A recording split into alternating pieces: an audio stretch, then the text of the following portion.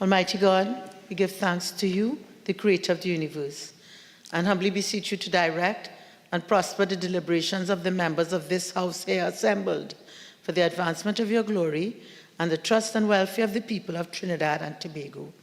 Grant that peace and happiness, truth and justice may be established among us for all generations.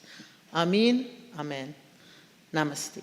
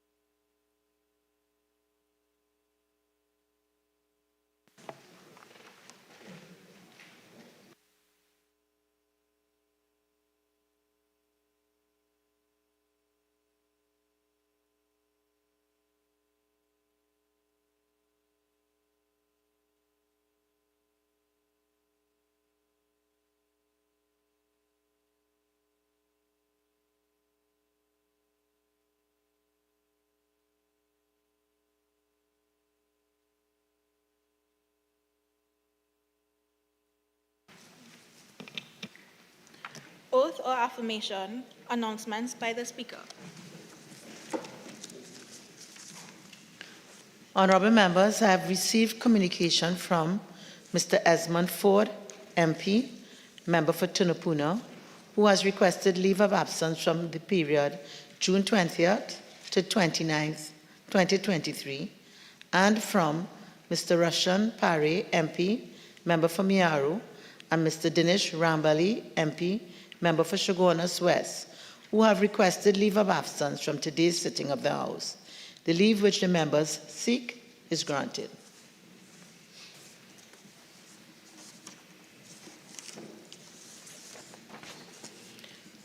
Honourable members, I wish to advise that a delegation from the National Assembly of Zambia, comprising the Acting Deputy Principal Clerk, Parliamentary Reforms and Strategy, Constituency Office Operations, Mr. Aubrey Chiwati, and Constituency Office Coordinator, Parliamentary Reforms and Strategy, Ms. Nikikwi Firi, are present in the chamber for today's proceedings. I ask you to join me in welcoming the delegation. Welcome. And honourable members, there is one more item under announcements. I will kindly ask that we defer this to later in the proceedings.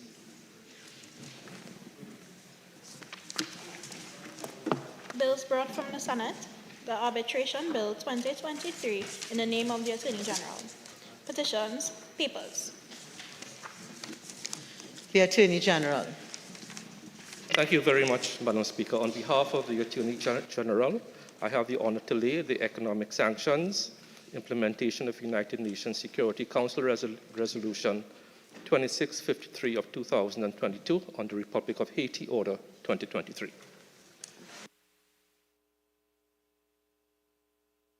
Minister of Finance. Thank you, Madam Speaker. I have the honor to lay the following papers. The audited financial statements of the Water and Sewerage Authority for the year ended September 30th, 2019. The audited financial statements of the Vehicle Management Corporation of Trinidad and Tobago Limited for the financial year ended September 30th, 2016. I beg to move that paper 3, that is the WASA paper, be referred to the Public Accounts Committee, and paper 4, the VEMCOT paper, be referred to the Public Accounts Enterprises Committee. Honourable members, the question is that paper 3 be referred to the Public Accounts Committee and paper 4 be referred to the Public Accounts Enterprises Committee. All those in favour say aye. Aye. Any against? The ayes have it. The Minister of Trade and Industry. Madam Speaker, on behalf of the Minister of Trade and Industry, I have the honor to lay the following papers. 5 to 6, the administrative reports of the Betting Levy Board for the period July 1st, 2018 to June 30th, 2019, and July 1st, 2019 to June 30th, 2020. Paper number 7, the administrative report of the Trinidad and Tobago Creative Industries Company Limited for the year ended September 30th, 2016. Leader of the House. Thank you, Madam Speaker. Madam Speaker, I have the honor to lead the following papers. 8 to 11, the ministerial responses to the 9th report of the Public Administration and Appropriations Committee on the examination of the implementation of the 2021 budget with emphasis on the green economy. These responses are from the Ministries of Agriculture, Land and Fisheries, Digital Transformation, Trade and Industry, Planning and Development. Paper 12, the 3rd ministerial response of the Ministry of Planning and Development to the 7th report of the Public Administration and Appropriations Committee on the examination into the implementation of the Public Sector Investment Program, the PSIP, for the fiscal year 2021.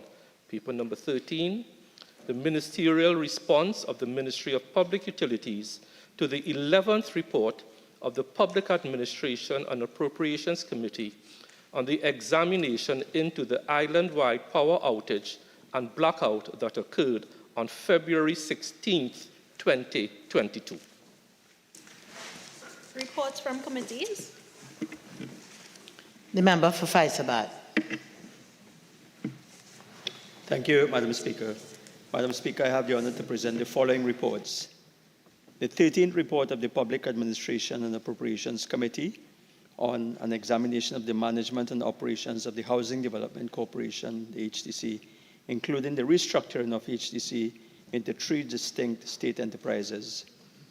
The 14th report of the Public Administration and Appropriations Committee on an examination of the implementation of the recommendations contained in the 24th report of the Public Administration and Appropriations Committee from the 11th Parliament on the processing of the payment of pensions and gratuities of retired public officers and contracted employees. Those questions. Member for Urpuch East. Thank you very much. Thank you very much, Madam Speaker. Question number 1 to the Prime Minister.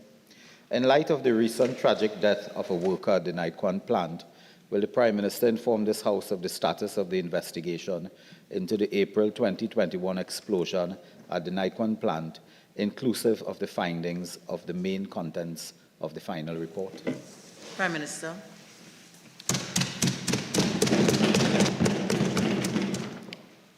Madam Speaker, as has been previously indicated, including by the Minister of Energy and Energy Industries, a number of investigations were done into an incident at Nightquan's plant, which took place in April 2021. The Ministry of Energy and Energy Industries conducted an investigation, as did OSHA. Other investigations were conducted, including by Nightquan. The restart of the plant was only permitted at the completion of the investigations and the implementation of remedial and other works being conducted by Nightquan. The advice received is that the Ministry of Energy's report cannot be made public, as Nightquan is not a public entity. It is a private legal entity, and in the circumstances, the Ministry of Energy and Energy Industries cannot publish its report. Member for Pointe-à-Pierre. Madam Speaker, question number 2 to the Prime Minister. Will the Prime Minister state if any of the concluding issues revealed by the investigation into the 2021 explosion at the Nightquan plant were also responsible or linked to last week's incident at the plant, which led to the death of an individual conducting maintenance work on the plant? Prime Minister. Madam Speaker, the recent tragic accident at Nightquan's plant, which took place on June 15, 2023, is expected, is now the subject of an investigation by the Ministry of Energy and Energy Resources. The ministry's investigation team has been established and notification was given earlier today via a release from the ministry on the composition of the team. It is much too early, Madam Speaker, at this stage for the ministry to determine what was the root cause of this very tragic incident, and therefore no conclusions can be drawn at this time. Accordingly, Madam Speaker, the premise of this question by my colleague from Pointe-à-Pitre is a bit premature and possibly speculative. Member for Pointe-à-Pitre. Thank you, Honourable Prime Minister, for your response. Could I ask you if, when the report is concluded by the Ministry of Energy, at least that the family members of this unfortunate incident would be notified of what caused the death to their loved ones? Prime Minister. Madam Speaker, I would await the nature of the report. As I just said, it all depends on what the report is and whose report it is. But once the circumstances and the legal authorities permit, then the relevant minister would make that commitment. I would not presume to make it, as I just said when I was asked about putting Nikwan's report out. So, Madam Speaker, we'll await the outcome. Okay, so with the member or the person in the chamber whose phone is given them some difficulty. Thank you very much. Member for Couva South. Thank you very much. Prime Minister, the head of the government of Trinidad and Tobago, are you in a position to inform this House if the scene of this accident has been preserved by the Occupational Safety and Health Agency in keeping with Section 47 of the Act? Prime Minister. Madam Speaker, we have processes and agencies to answer questions like that. I am in no position to get into that kind of detail, and I would not presume so to do. I will rely on the relevant entities to do that. So I am invited, but I decline the invitation. Member for Urpuch East. Thank you very much. Prime Minister, just to clarify, could you indicate the legal basis upon which the Ministry of Energy conducts investigation if the report arising from that cannot be made public or placed in the public domain? Prime Minister. I did not say that. I was very clear. They're asking me about a report, and I'm saying depending on which report and on the nature of the report, then if it can be made public under the specific authorities, then it will be. If it's, on the other hand, a report coming from the company, then of course we have constraints. Member for Urpuch East. Prime Minister, in light of the fact that it is the same company in 2021 and today in 2023, it is the exact company, does it also stand that that report on the investigation on this current issue that occurred just a couple of days ago, that also will not be made public because it's the same company? Prime Minister. Madam Speaker, not necessarily so, because if a report is done by the Ministry of Energy and we are advised that the report can be made public without legal complications, then of course it will be made. I am not being as previous as they are. Madam Speaker, these things are guided by commercial controls and legal controls, and that's how we are. But for Couva South. Thank you very much, Madam Speaker.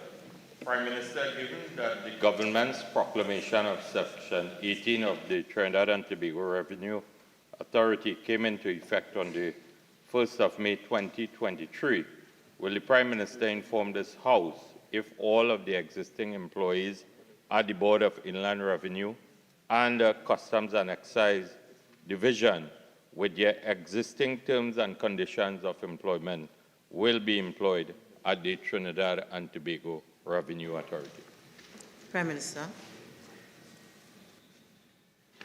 Madam Speaker, it is clear that my colleague from Couva South would like me to assist him with his reading and paying attention in the House, because the answer to this question lies in the very act that he has assisted in passing in this House. And the answer in the act, I can quote, Madam Speaker, for his benefit, and I quote from the relevant act.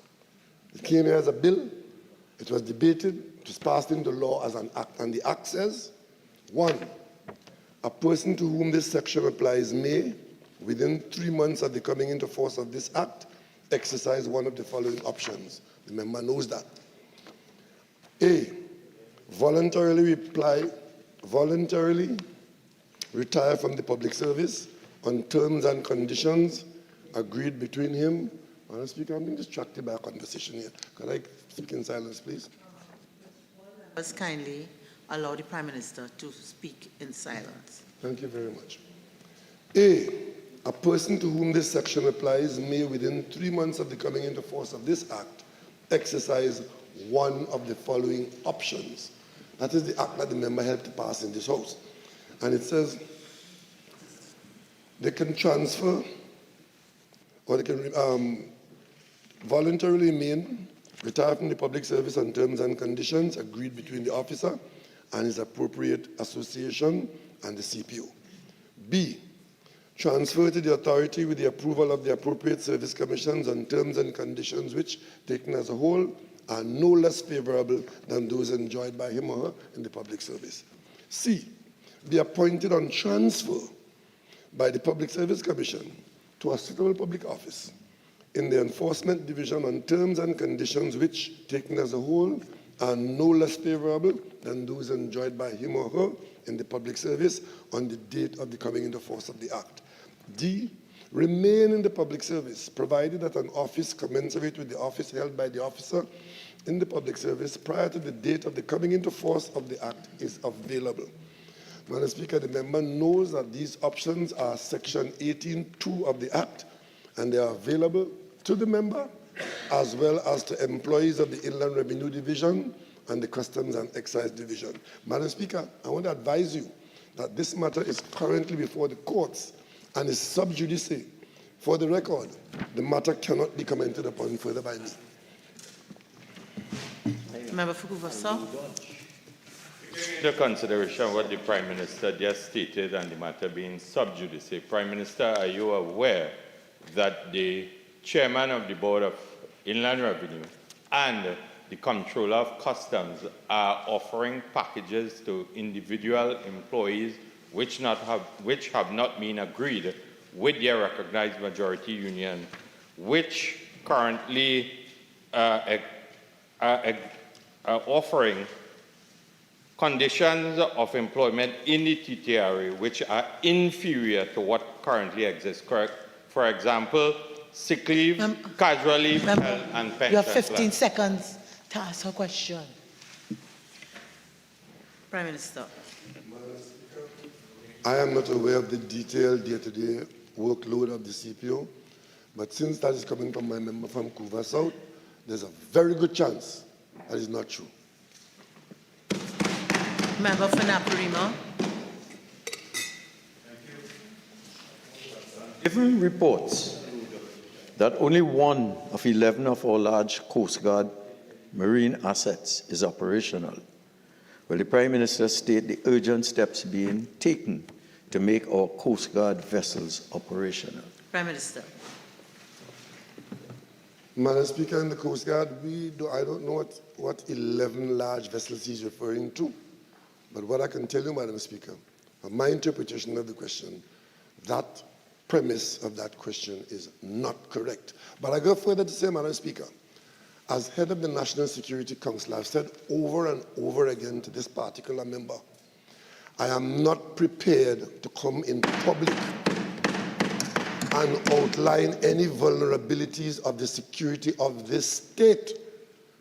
And it might suit them, Madam Speaker, to keep talking about a porous border and a porous border. Madam Speaker, all islands have borders around them because we are surrounded by water.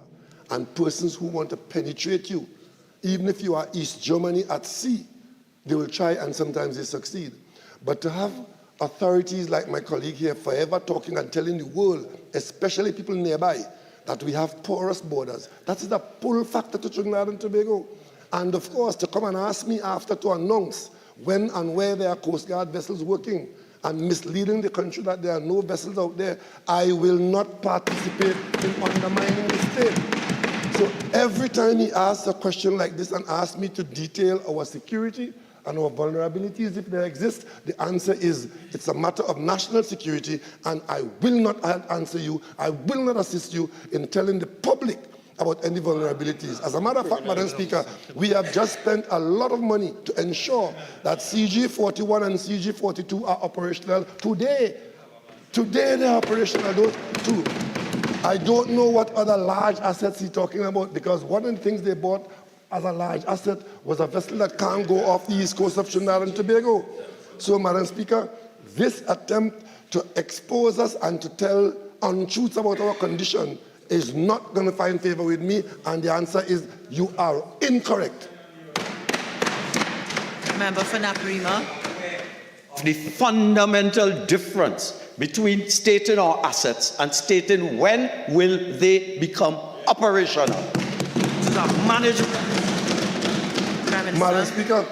Madam Speaker, to premise the question that all of our assets are down and then ask me to answer when they are going to become operational, when they are not all down, I understand exactly what he's doing. He's trying to get me to confirm that they're all down, and that is not correct, and I will not do that. Member for Oropouche East. Thank you very much. Minister, would you not think it wise to indicate to the nation how good the boats are and that they're actually working? Member, could you rephrase that question? It's difficult and double negative. Prime Minister, would you indicate to the national community the status of these boats? Are they functional or not? And if they are not, say that and fix it. Madam Speaker, I don't want to cast any aspersions on my colleagues on the other side, but there is an underlying trend of wanting to tell the world what is the situation with Trinidad and Tobago's borders. And Madam Speaker, that public information is very useful to criminals who would like to penetrate Trinidad and Tobago's borders. And I don't know on whose behalf they're acting. I don't know on whose behalf they're acting. And when they come here, Madam Speaker, and make statements like all our major Just assets a minute. are down. I believe there's one member I've recognized. I'm having great difficulty in hearing the Prime Minister. Prime Minister, are you finished? Prime Minister, are you finished? Yes? Madam Speaker, Member for Naparima. Prime Minister tell this honorable House whether one of the two Cape-class vessels that you bought from Australia in the absence of a procurement legislation is down in the Dominican Republic for repairs. That vessel had to be repaired. It was sent to the Dominican Republic. It has been repaired. It has returned to service. But you have a member of parliament coming here today and saying that the vessel is down and it's in the Dominican Republic. The member is mischievous. As a matter of fact, when the vessel was down, he came here and sought an announcement from me. Right?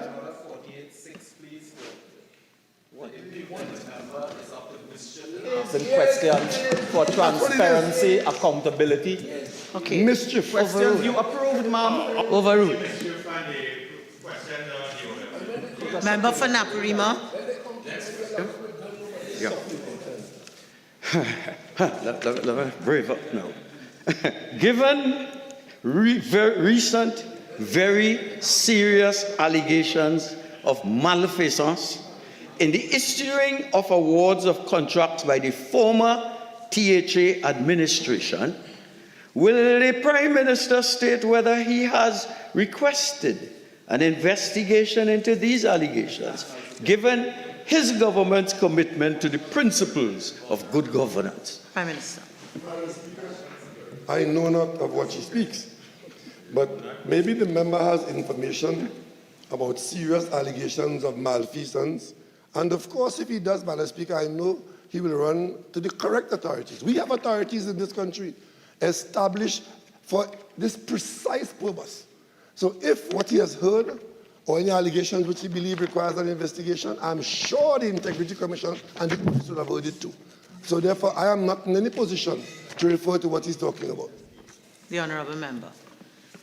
Member for Naparima. Brave up. Is the Prime Minister aware You said you do not know, but of the allegations made by the Chief Secretary that 2 senior government officials pressured the THA to pay a certain contractor who happens to be your friend. Prime Minister. Madam Speaker, I wonder if 48.1 applies to that. So it's all well and good to jump on 48.1 and say I can't cast aspersions, but you can get up and make questions. My friend, Madam Speaker, I have no friend who is collecting any money from the government on my instructions, because authorities have the right to spend government money with respect to their authority. And as far as the statement made by the Chief Secretary, Madam Speaker, the Chief Secretary can explain himself. I don't have to help him explain himself. Member for Naparima. Therefore, the Prime Minister is telling this Honourable House that... Member, question? Yes, that is the question. Please ask the question. Is the Prime Minister then telling this Honourable House that if malfeasance takes place in an institution under his watch, that he doesn't care about whether it is brought to the public domain or not? Prime Minister. Certainly not, Madam Speaker. That is why so many of them are in difficulty with the state, because we have brought it to the upper. And Madam Speaker, if there is any justification... Madam Speaker, 48.6, the Prime Minister must clarify. Yes. You cannot continue to make these wild accusations and aspersions about members of this side. Prime Minister. Prime Minister. Overruled, Prime Minister. Madam Speaker, my friend is calling his colleague from Pointe-à-Pierre nothing. What do you mean without any substantiation? I have a colleague in this house. I have a colleague in this house that is on $1 million bail. I have another colleague in this house who's before the High Court for fraud. So we're coming to tell me, Madam Speaker, allegations are made by those on the other side and others at a mile a minute, 1,000 a day. I am not going to be in the habit of having an investigation into every wild allegation they made, but we do have members here who have serious difficulty with the court and the police. What an allegation. Prime Minister is making allegations. Are you aware that an owner of a brothel is your close friend, and there are allegations that he paid Balize House? Member, out of order on several grounds. Doesn't rise out of the question originally asked and the answers, and I will rule there on standing order 48.6. Member for Oropuchis. Thank you very much, Madam Speaker. A much more straightforward matter. In light of the revelations regarding the former THA administration's decision to purchase 13 acres of land from the Warner Group of companies at a price of $43 million, purportedly for the construction of a secondary school, will the Prime Minister advise the House whether he intends to order an independent probe into the purchase of this property? The question is approved by you, Madam. Prime Minister. The question is approved by you, Madam Speaker. I have an answer for it. As approved by me. Madam Speaker, I am... Madam Speaker, I'm a Calypsonian. Dictator is a Calypsonian. Madam Speaker, I am not aware of any such transaction by the Tobago House of Assembly, but if it is that there's any basis for the statement that the THA did in fact buy a piece of land in Tobago, as far as I'm aware, the THA has full authority under law to purchase land. As about the price, I have no information as to what the price might have been, but what I do know is that there is a requirement in Tobago to relocate the Scarborough Secondary School, and that the THA was in fact searching for an appropriate site. If the Tobago House of Assembly has in fact taken action towards that, I do not know why my colleague in the Parliament is referring to that as purportedly for. It's a statement of public knowledge that the Tobago House of Assembly, as part of the authorities in Tobago, had been or is in the market for land to relocate the Scarborough Secondary School for reasons known to all of us. My friends in this house are fishing for some mark to bust. This is not one of them. So I have nothing to investigate. I'm not a fisherman. Madam Speaker, to the Honourable Prime Minister. Prime Minister, given that over the years you had a great interest in the purchase of a piece of land, Eden Gardens, on the claim that it was inflated price. Don't you have the same interest that this piece of land was valued at $13 million and purchased for $30 million more? Or is only Eden Gardens you're concerned with? You're not concerned with Tobago? Madam Speaker, one of the reasons why I have no interest in this like Eden Gardens is that nobody in the valuation department received a check from the seller. Yes. Because the evidence of that is available. And Madam Speaker, the member doth protest too much.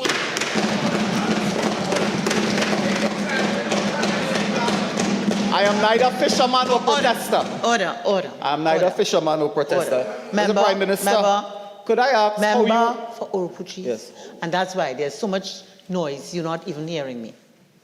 Okay, you may now proceed.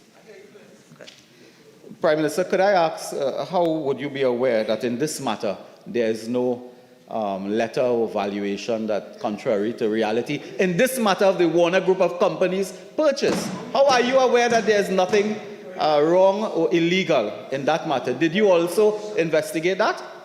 Madam Speaker, I have taken no position on the matter. I said, if it turns out that the Tobago House of Assembly has bought a piece of land, to the best of my knowledge, they have the authority to purchase land. I don't know how my colleague get as far as accusing me of authorizing or clearing the purchase. I have no information to do that. But I tell you, Madam Speaker, I do have, and I've put on Hansard how Eden Garden land was purchased, valued at $59 million, and purchased for $180 million. I put that on the Hansard, so I had the interest in that, and you will have your day in court.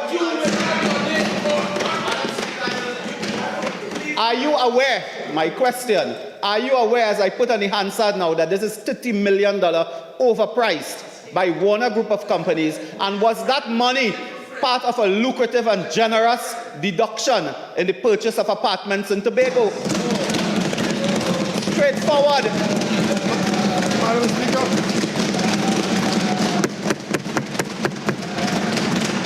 Madam Speaker, they are obviously entertained, but I can tell my colleague, I know not of which you speak.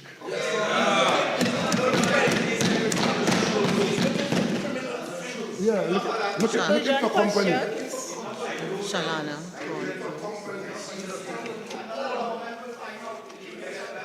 Urgent questions. Member for Orupuchi West. Thank you, Madam Speaker. To the Minister of Public Utilities, in the aftermath of the recent flooding in South and Central Trinidad, would the Minister state what testing, if any, has the Ministry conducted on the potable water supply to affected residents to ensure that no water contamination has occurred? Minister of Public Utilities. Thank you very much, Madam Speaker. Madam Speaker, the Ministry of Public Utilities does not have the capacity to conduct water quality testing. However, the Water and Sewerage Authority ensures that all water leaving its water treatment plants complies with WHO water quality standards.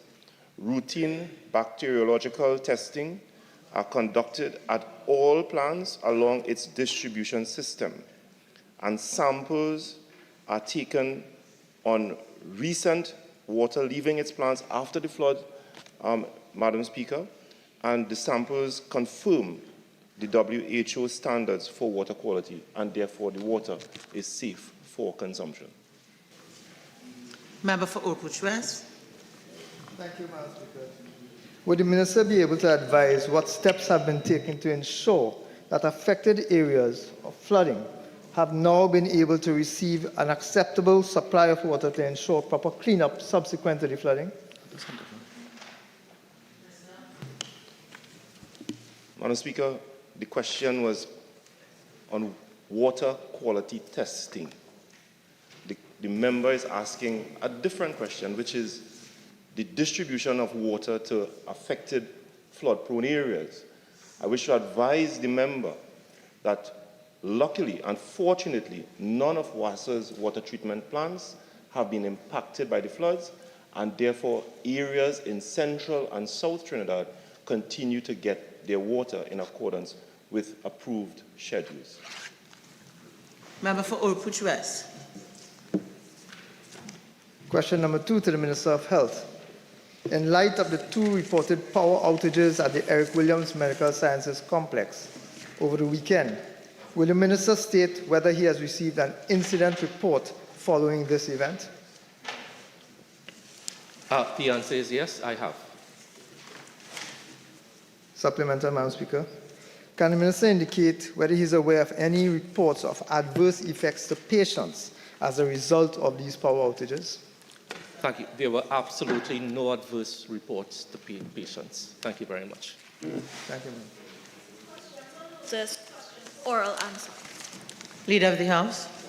Thank you very much, Madam Speaker. Madam Speaker, there is one question for oral answer, which we'll be answering today. There are 4 questions for written answer. I have already laid written answer for question 180 and 182, and we ask for a 2-week deferral for questions 147 and 162. Thank you very much. Member for Faizabad. Thank you, Madam Speaker. Question number 183 to the Minister of Public Utilities. Minister of Public Utilities. Thank you very much, Madam Speaker. Madam Speaker, the section of the San Fernando to Point Fortin highway between South Oropouche and Delhi Road Junction was previously energized and fully illuminated with streetlights. Subsequently, there were several incidents of vandalism and theft of cables, resulting in sections of the street lighting circuit becoming non-functional and requiring remedial civil works. The Trinidad and Tobago Electricity Commission is currently working alongside NIDCO, providing the necessary guidance for the restoration of the full service, which was anticipated by March 2023, but there is a slight delay to perhaps September 2023. The Ministry of Public Utilities has been advised by TNTEC that the 2 sections of the San Fernando to Point Fortin highway identified in the question are under construction, and the streetlight installations are currently under the purview of NIDCO and AECOM and will be handed over to TNTEC upon completion. Thank you, Minister, for that answer. Because of the high utilization of that part of the highway, can you give an undertaking to see whether the work can be forwarded from September? Can you give that undertaking? Minister. Madam Speaker, as I indicated, my instruction from the Ministry of Works and Transport is that this section is still a work site and has not been handed over to NIDCO at this point in time. But as soon as that is completed, the necessary work will be done to ensure that TNTEC takes full control of that site of the highway and will be able to conduct its routine maintenance, as the case may be. But I certainly cannot give the House and the national community an assurance that this will be completed in September, because it is outside of the purview of the Ministry of Public Utilities. Public business, government business, bill 2nd reading. The Minister of Rural Development and Local Government. Thank you. Thank you, Madam Speaker. Madam Speaker, I beg to move that a bill entitled An Act to Amend the Anti-Doping in Sport Act, Chapter 4056, to bring in compliance the non-conformities of the Act with the standards of the World Anti-Doping Code be now read a second time.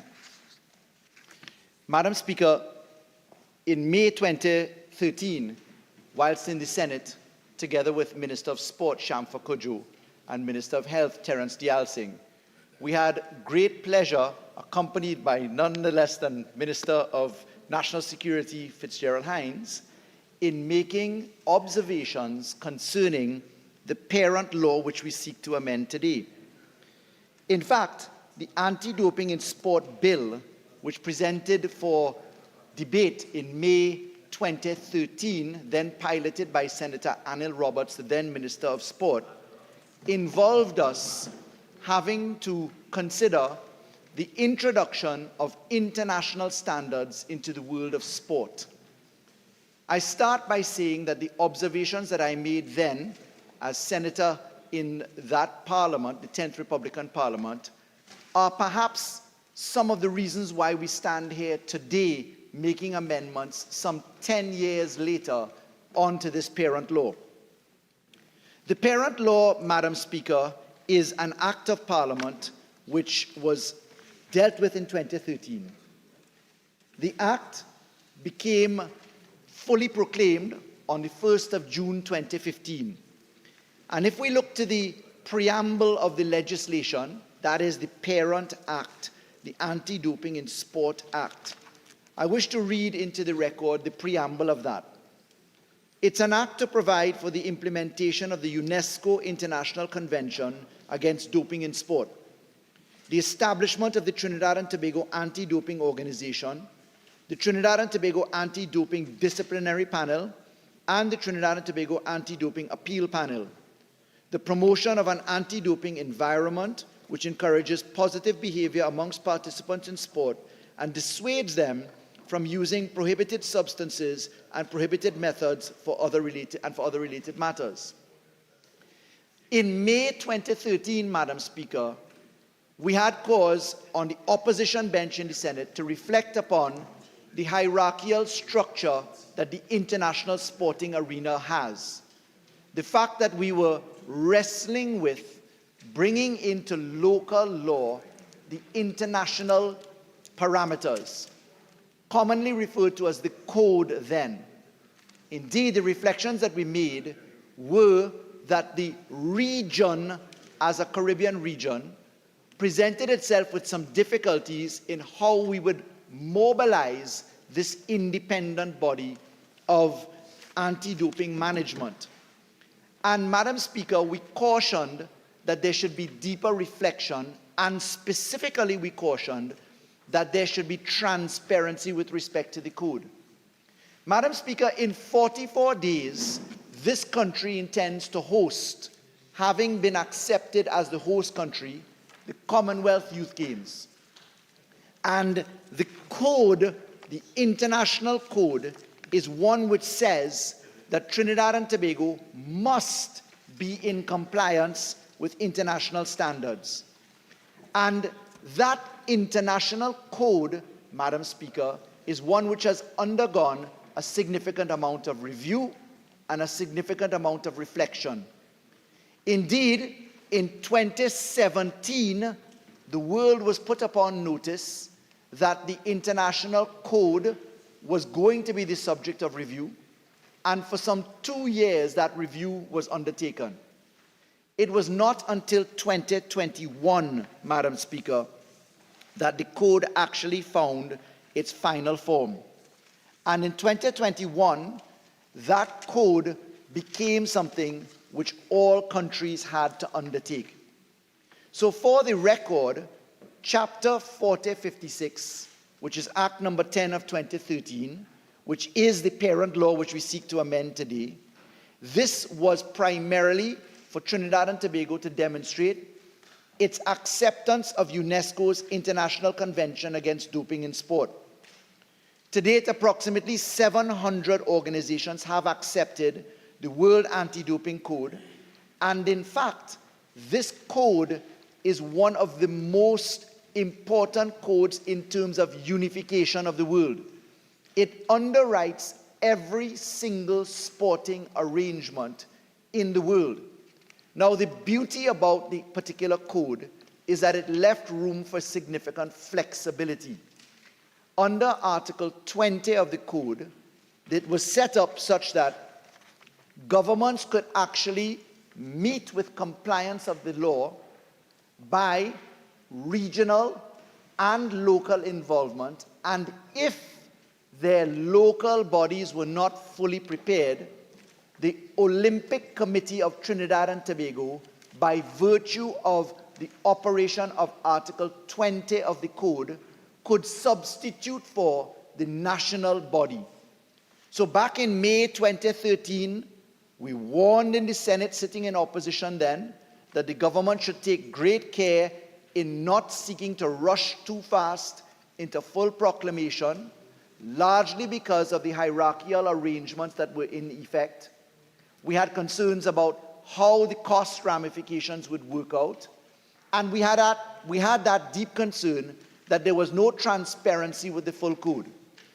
Madam Speaker, in light of governmental obligations to meet with the requirements of the codes, and specifically I will say, Madam Speaker, if you look to Article 20 of the Code, which is to be found in the first schedule to this bill, after we come to the end of the bill, the first schedule actually adopts the entire code.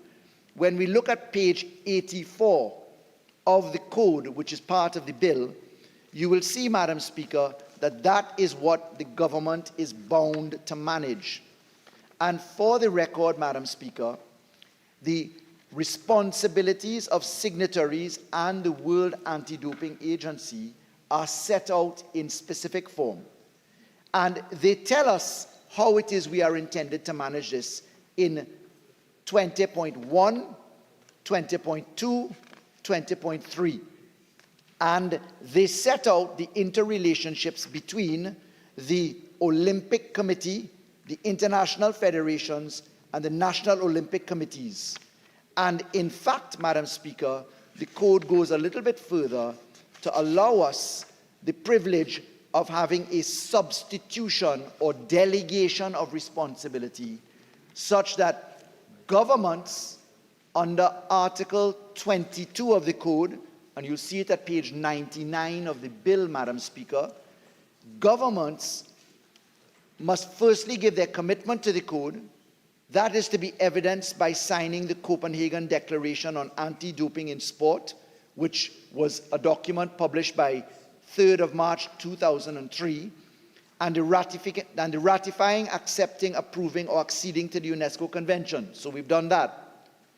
We say that each government should take all actions and measures necessary to comply with UNESCO Convention, and that each government should put in place legislation, regulation, policies, or, and I stress here, administrative practices for cooperation and sharing of information, etc. They say specifically at Article 22.7, which is at page 100 of the bill, each government that does not have a national anti-doping organization in its country should work with its National Olympic Committee to establish one.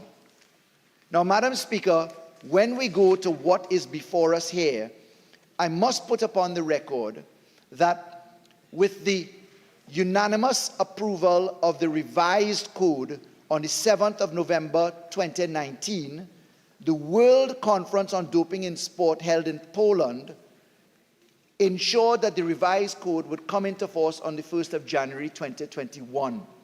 Madam Speaker, that was squarely and plumb right in the middle of the pandemic, and notwithstanding Trinidad and Tobago's successful participation of bubble events in cricket, which actually took the world by storm in the sense that we successfully managed it during a COVID pandemic, we are to note that we are now in 2023, and that in March of 2023, the government received positive obligation from the World Anti-Doping Agency that we were bound to make certain critical amendments to our law in ensuring that we complied with all three elements that the world organizations have complied, governments and agencies alike, in saying, number one, you must first implement the code.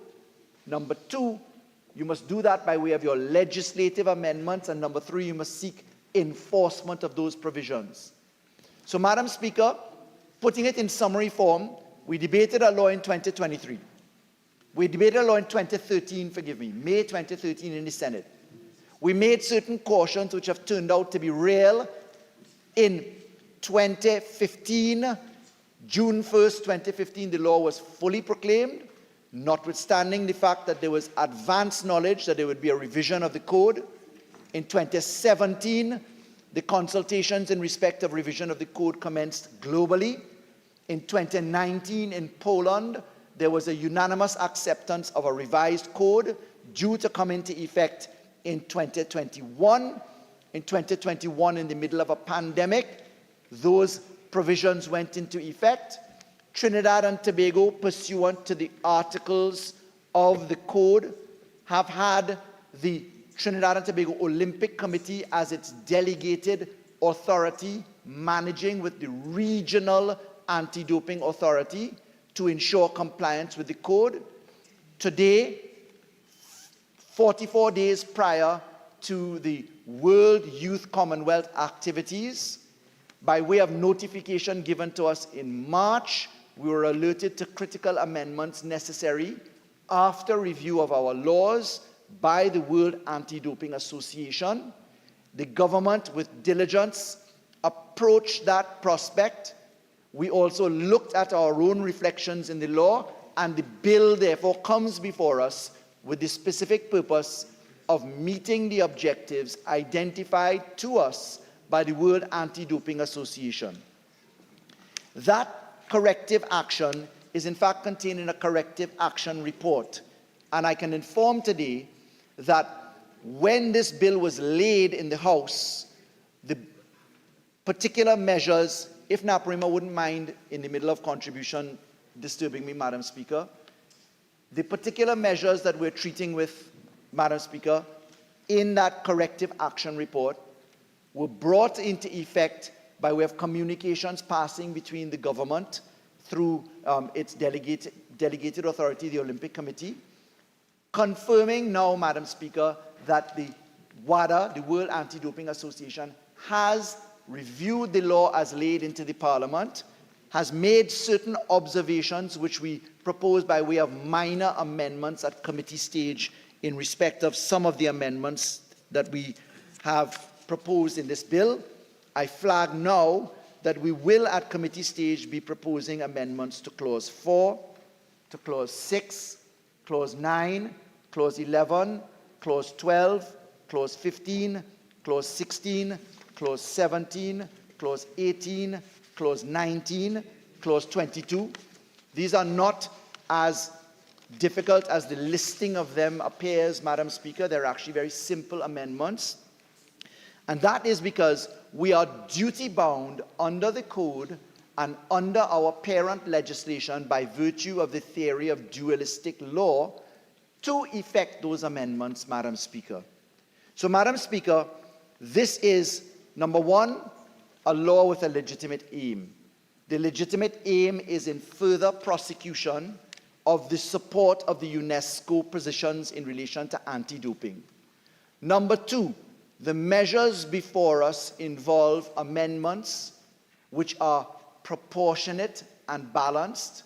They introduce into law, and I'll get into the particulars on the clause by clause shortly, they introduce certain amendments to include transparency and proportionality, including by amendments to treat with the independence of office holders and the independence of the appeal panels that are going to consider claims that arise by way of appeal from decisions. Madam Speaker, very importantly, we are taking the remedial step which really ought to have been done in 2013 when we made our observations of annexing the entire code. Is there precedent for that sort of approach? Yes, Madam Speaker.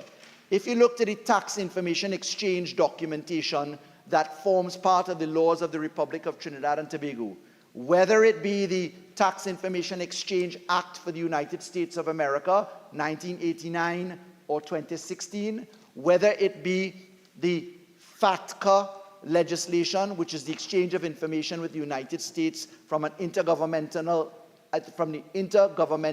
agreement status that we have with the United States, or whether it be the European Association, the European Union, under the BEPS, which is the base erosion profit sharing methodologies, it is common to annex the full documentation.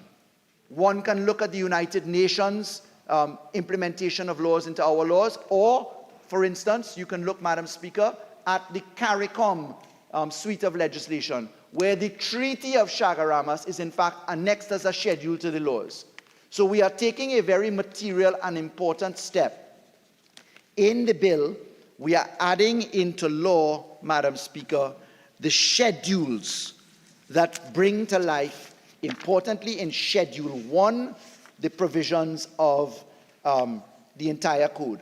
That is to be found at Clause 22, where the Act is amended by inserting after Section 38 the following sections, which is a trigger for the future amendment of the code but which allows us the opportunity of laying the entire code into law. And if we say by a new section 39 proposed in clause 22, where an amendment of the code or international standard is adopted by WADA, the minister may by order amend the applicable schedule for the purpose of including therein that amendment.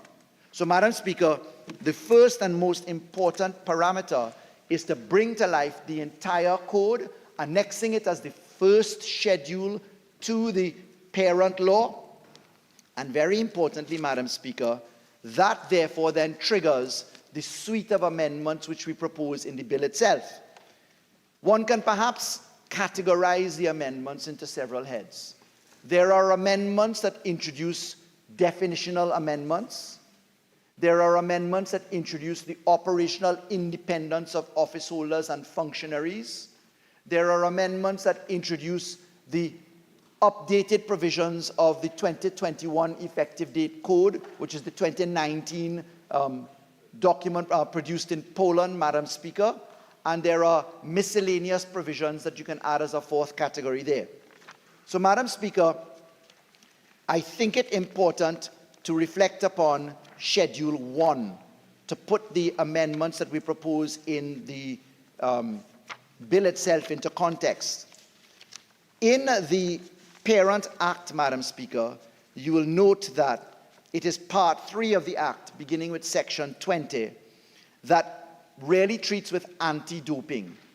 And the concept of the definitional amendment of anti-doping, which we find in the clause that treats with the amendments to the definition section, Madam Speaker, that would be clause 4 of the bill. That ties a lot of the definitions now back to the code. Again, by way of precedent, I refer you to the TIEA 1989, the TIEA United States 2016 legislative approaches that we have as precedents in this Parliament.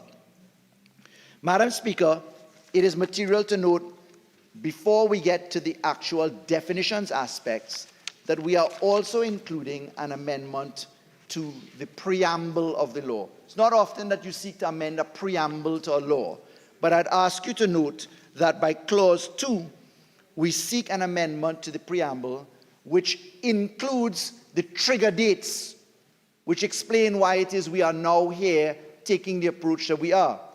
So clause 2 amends the second paragraph to the preamble. And if I may read that preamble as fully amended by the bill's proposition, it would say, and whereas the World Anti-Doping Agency adopted the World Anti-Doping Code in Copenhagen, Denmark on the 5th of March 2003 and approved and adopted revisions thereof with effect from 1st January 2009, 1st January 2015, and 1st January 2021, I've now tied back the material that I've sought to rely on in getting to the particular clauses that we're reflecting on now.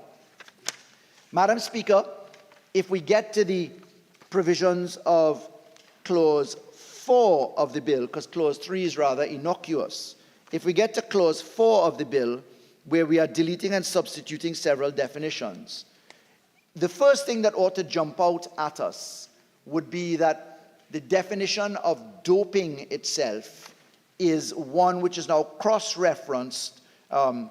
It says, means any violation of the anti-doping rules, but we amend doping control, we amend in-competition definition, we amend international level athlete support personnel, and we tie them all back to this rubric.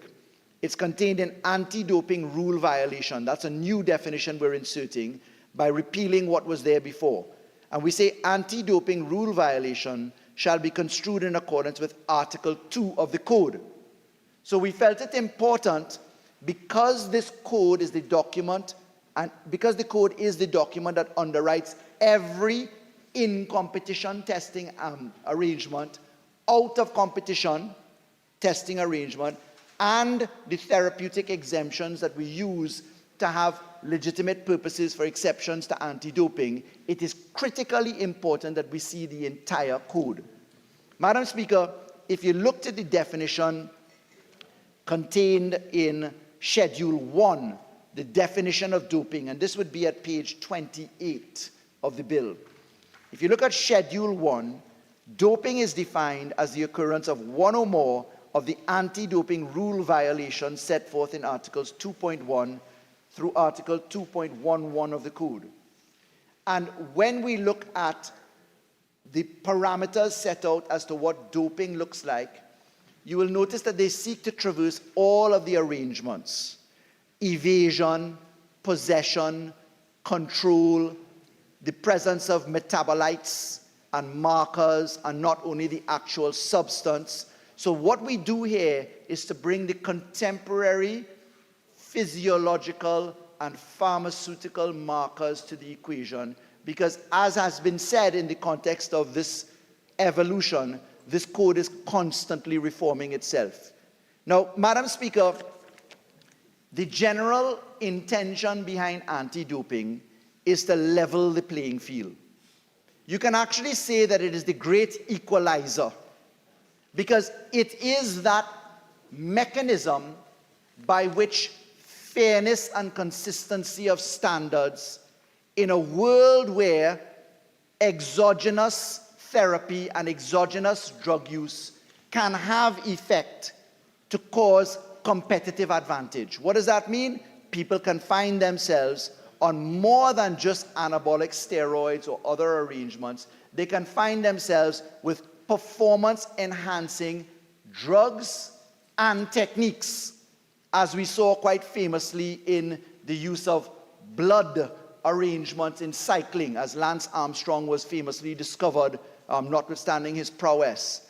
The ability to actually receive transfusions of your own blood to supercharge yourself, if you can call it that way. If you wanted to look at it in any sphere, it is intended to be a great equalizer. Why? There is great national pride in sport. There is great opportunity in sport. There is great arrangement for lifting people out of lifestyles that they thought would entrap them forever. You see the movies that grip us and inspire us. You see the tales of heroism. You look at the origins of sport from the Olympics come down, where the gods of Olympus themselves infuse the flavor of what sporting looked like. And Madam Speaker, when you look at that and you translate it to a society like Trinidad and Tobago, when you look at the government's whole of government approach to treating with issues such as crime as a public health arrangement, you look at the Prime Minister's personal push to ensure that CARICOM operates as one, where sporting is done at a regional level in athletics, in track and field, and in other arrangements, Madam Speaker, you will notice that sport has the ability to save lives. Sport also has the ability to promote lives. There is an economic side to that arrangement, endorsements for athletes, etc. But if you look at Trinidad and Tobago's own history, Madam Speaker, where several of our Olympic and other athletes have actually found themselves elevated in the track and field arena, the Olympic medaling arena, by the disqualification of persons who were found to be guilty of doping in the arrangement. What that effectively meant was not only that we had, sometimes 10 years later, the grant of medals which were higher in rank at the Olympics, but what it represented was a lack of opportunity. It was opportunity lost for endorsements and growth and nationalism, Madam Speaker. So there is a direct and proximate relationship with the people of Trinidad and Tobago in ensuring that anti-doping techniques form part of the structure, Madam Speaker. So, Madam Speaker, the use of anti-doping rule violations, as I was saying, in Article 2 of the Code, which is at Schedule 1, really underwrite how we're treating with this. And when you look to the transparency of what the prohibited list is structured as at Article 4, you will notice, Madam Speaker, that there is a significant amount of proportionality in the manner in which drugs or techniques or other aspects are included as prohibited substances or techniques in the lists, Madam Speaker. And very importantly, Madam Speaker, I point you to page 36 of the bill, which would set out at Article 4.3 the criteria for including substances and methods on the prohibited list. And that really says, and if you look at 4.31, a substance or method shall be considered for inclusion on the prohibited list if WADA, in its sole discretion, determines that the substance or method meets any two of the following three criterion. And here's what they say: medical or other scientific evidence, pharmacological effect or experience that the substance or method alone or in combination with the substance or methods has the potential to enhance sport performance. Medical or other scientific evidence, pharmacological effect or experience that the use of the substance or method represents an actual or potential health risk to the athlete, or WADA's determination that the use of the substance or method violates the spirit of sport described in the introduction to the code. So, Madam Speaker, this is intended to not only be the great leveler of the athletic field across its many iterations, but it is intended to ensure that there is protection for the athlete and that the sport itself is managed this way. Now, Madam Speaker, very importantly in the definition section, you will see that we make reference to Adams. Adams is in fact the acknowledgement. It has the meaning assigned to it in the code. It is in reference to the online system for the admission of data by the athlete, by the coach, technicians under the therapeutic use exemptions, etc. It is the technological tool that allows people, wherever they may be in the world, to actually participate in this. Now, where does Trinidad and Tobago fit into all of this? One can see that quite clearly when we look to the fact that the Act binds the state at Section 6 of the Parent Act. But also, if you look at Section 5 of the Parent Law, this Act applies to athletes who are citizens or residents of Trinidad and Tobago, in or outside of Trinidad and Tobago, in competition or out of competition, athletic support personnel who are citizens, etc., athletes who are not citizens when they are training or competing in Trinidad and Tobago, athlete support personnel who are not citizens or residents when they are in Trinidad and Tobago for the purpose of supporting an athlete, national governing bodies and their affiliate members, clubs, etc., sporting organizations not affiliated. So this allows us, Madam Speaker, by way of applicability, by way of compliance with WADA's 2021 deadline code as confirmed in June 2023, that the amendments that we propose in this Parliament are now current and acceptable, because WADA has confirmed that in writing to us, Madam Speaker. What this allows us to do is to qualify all of our venues, our jurisdiction itself, our arrangements, and our connection with RADO, meaning the regional organization equivalent, to allow us, Madam Speaker, in the de facto structure of the Olympic Committee acting in default of TADO, which is the Trinidad and Tobago Association, it allows us to utilize our facilities and structures. It allows us to host games. It allows us to have sport tourism.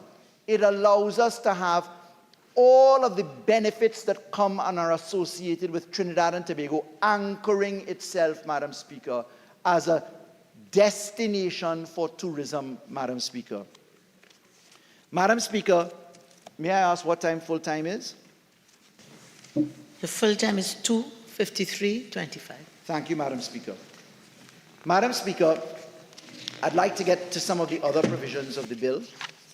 So, Madam Speaker, we've dealt so far with Clause 1, Clause 2, 3, and 4. And I've referred you most recently to Adams in particular, which is the amendment that signals the code utilization of the technology for reporting in its structure. Madam Speaker, we have also similarly in the definition section made reference to the therapeutic use exemption as the meaning assigned in the code. Now remember, Madam Speaker, at Clause 22, we're saying that any future amendments to the code shall be done by way of an order of the Minister.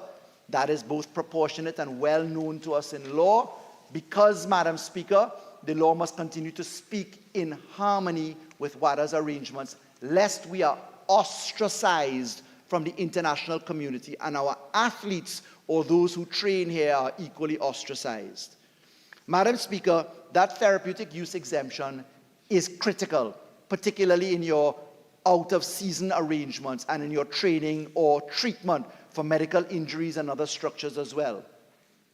Now, Madam Speaker, I wish to take us to the fact that we are amending Section 7 of the Act. And, Madam Speaker, in looking at Clause 5 of the bill, you will see that we're removing the reference to parent. Why are we removing the reference to parent? Because parent is caught by the subsidiary definition, sorry, I shouldn't say subsidiary, by the definition of support personnel. So we've excluded and tightened up the fact that the parent isn't a creature standing alone. The parent is somebody or guardian or person with responsibility for the child, stands in the pack of the support personnel, Madam Speaker. And we ensure that TADO, the Trinidad and Tobago Anti-Doping Organization, when it is fully operationalized, which can only come after the implementation of the 2021 guidelines, now directed to us this month by WADA as being in order, we can now ensure, by way of further amendment to Section 7 of the Act, that TADO shall comply with operational independence requirements. Madam Speaker, if you were to go back to May 2013 when I spoke on this law in the Senate as an opposition senator then, I questioned how the government was going to ensure independence, because it was effectively arrangements put into effect by the minister at the behest of the minister. And you will see in this law today that we are, when we get to the arm's lengthening of the appeal panel, in particular, we are ensuring that the President of the Republic appoints members of the appeal panel in his or her own discretion, therefore causing an exception to Section 80 of the Constitution.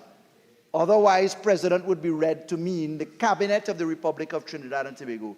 So, to meet the arrangements of operational independence, you see that as a tagline that WADA has recommended and which we fully accept. We in this government knew since 2013 that that should have been a feature of the law, but our colleagues opposite were then in power and did not take us on, Madam Speaker. Madam Speaker, I should tell you, in case you're wondering, because I omitted to do this, my colleague, the Minister of Sport, is in fact on her way from the airport. Her flight from Tobago was delayed, so I am substituting for the piloting of this bill at short notice. But as you can tell, all of us in the government are well accustomed to the ins and outs of law in its full and proper context, Madam Speaker. No written speech required, just the law, Madam Speaker, in your hands. So, Madam Speaker, when we get to Clause 5, I've just traversed the amendments to Section 7, etc. Madam Speaker, let's get to Clause 6 of the bill, which is an amendment to Section 8 of the Act. And we're inserting a new E.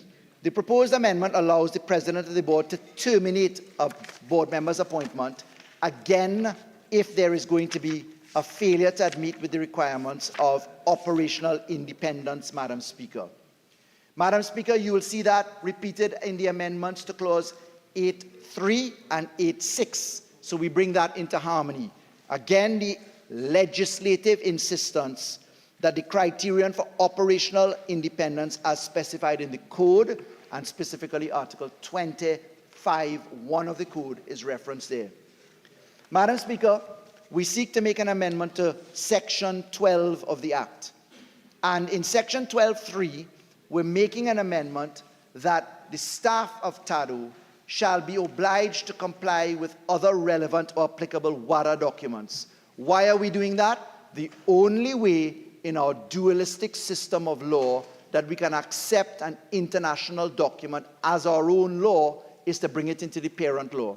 And therefore, this is the mechanism by which we bring that alive in law, Madam Speaker. Madam Speaker, you'll see similarly an amendment to Section 17 of the Act. And in Section 17, we're again inserting the matters of harmony that are required in accordance with the international standard for therapeutic use exemption. And you will see, Madam Speaker, when we add in Schedules 2, 3, and 4 at the end of the bill, you will see that we have actually prescribed in the schedules to the law, and therefore now become part of the law, the specific and transparent mechanisms for how you treat with the therapeutic use exemptions, Madam Speaker. Madam Speaker, you will note that in the amendments to Section 17 of the Act that we are saying that the agency, that is TADO, currently those performance matters are done by the Olympic Committee in Trinidad, shall be responsible for uploading the arrangements onto the Adams database, Madam Speaker, in accordance with the international standards. Madam Speaker, we are again in Section 18 of the Act seeking amendments. We are introducing, Madam Speaker, that TADO in the therapeutic use exemption may appeal, that there may be an appeal in relation to any decision of WADA, and that we can also have the inclusion of the International Federation, and that's done to CAS, the Court of Arbitration for Sport. Madam Speaker, we introduce a new, we repeal and we replace subsection 5. And we are saying now in the repealed aspect, the replaced bit, the appeal panel's decision regarding an appeal of the therapeutic use exemption decision may be appealed by WADA, but we've broadened it, the relevant international federation, and where applicable, the International Olympic Committee or International Paralympic Committee to the Court of Arbitration to Sport. You will note that that is a significant broadening of the rights of appeal, the persons who may enter into appellate function, and that was borne about by way of experience, which found itself anchored in the revisions to the code, which came into effect in 2021.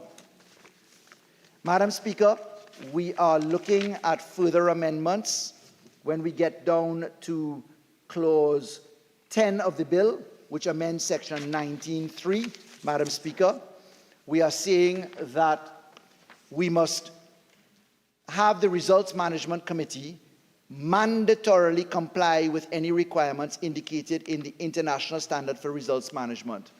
The consequence of non-compliance with the international levels, Madam Speaker, is that you will just basically be excluded. And therefore, if you don't meet muster, you cannot participate. So we're ensuring the participation of our athletes. Madam Speaker, we, in Part 3 of the Act dealing with anti-doping, we repeal and replace Section 20 of the Act, Madam Speaker.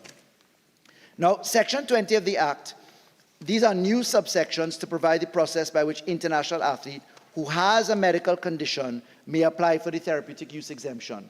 So what we are doing here, Madam Speaker, is we're bringing this in line with what the standing practice in the last decade has taught us. We are bringing to life what the 2021 revised code effectively tells us we ought to put in, but we're ensuring that the access point through our legislation is fixed by way of the repeal and replace of Clause 20, Madam Speaker. Madam Speaker, Clause 13 amends Section 23 of the Act. And if we look again, you will see that instead of the use of static forms, custody issues, inaccuracy issues, phase lag and phase lead issues, if you look at timing, we are making sure that the access portal is again the electronic system used by WADA, which is referred to as the Adams system, Madam Speaker. And that we do treat with whereabouts information required by international standard for testing and investigations. The issue of whereabouts is a very important construct to manage in competition and out of competition analysis in any 12-month period, Madam Speaker. And here it was necessary in Section 23 to cause that amendment, Madam Speaker, by Clause 13 of the bill. Madam Speaker, Clause 14 of the bill amends Section 24.2. And 24.2, I would just like to add, lest anybody jumps up prematurely, even though we are inserting positive language to treat with DNA or genomic profiling or for other legitimate anti-doping purposes, I want to remind that the amendment to 24.2 is done with the consent of the athlete. Consent vitiates any concern in relation to the need for a 3/5 majority in relation to this specific language inclusion, Madam Speaker. This is something that we looked at carefully. I am the chairman of the Legislative Review Committee, and it occupied our attention at the LRC. And specifically, we looked at the constitutionality of this issue from a 3/5 perspective and determined that it was not required, Madam Speaker.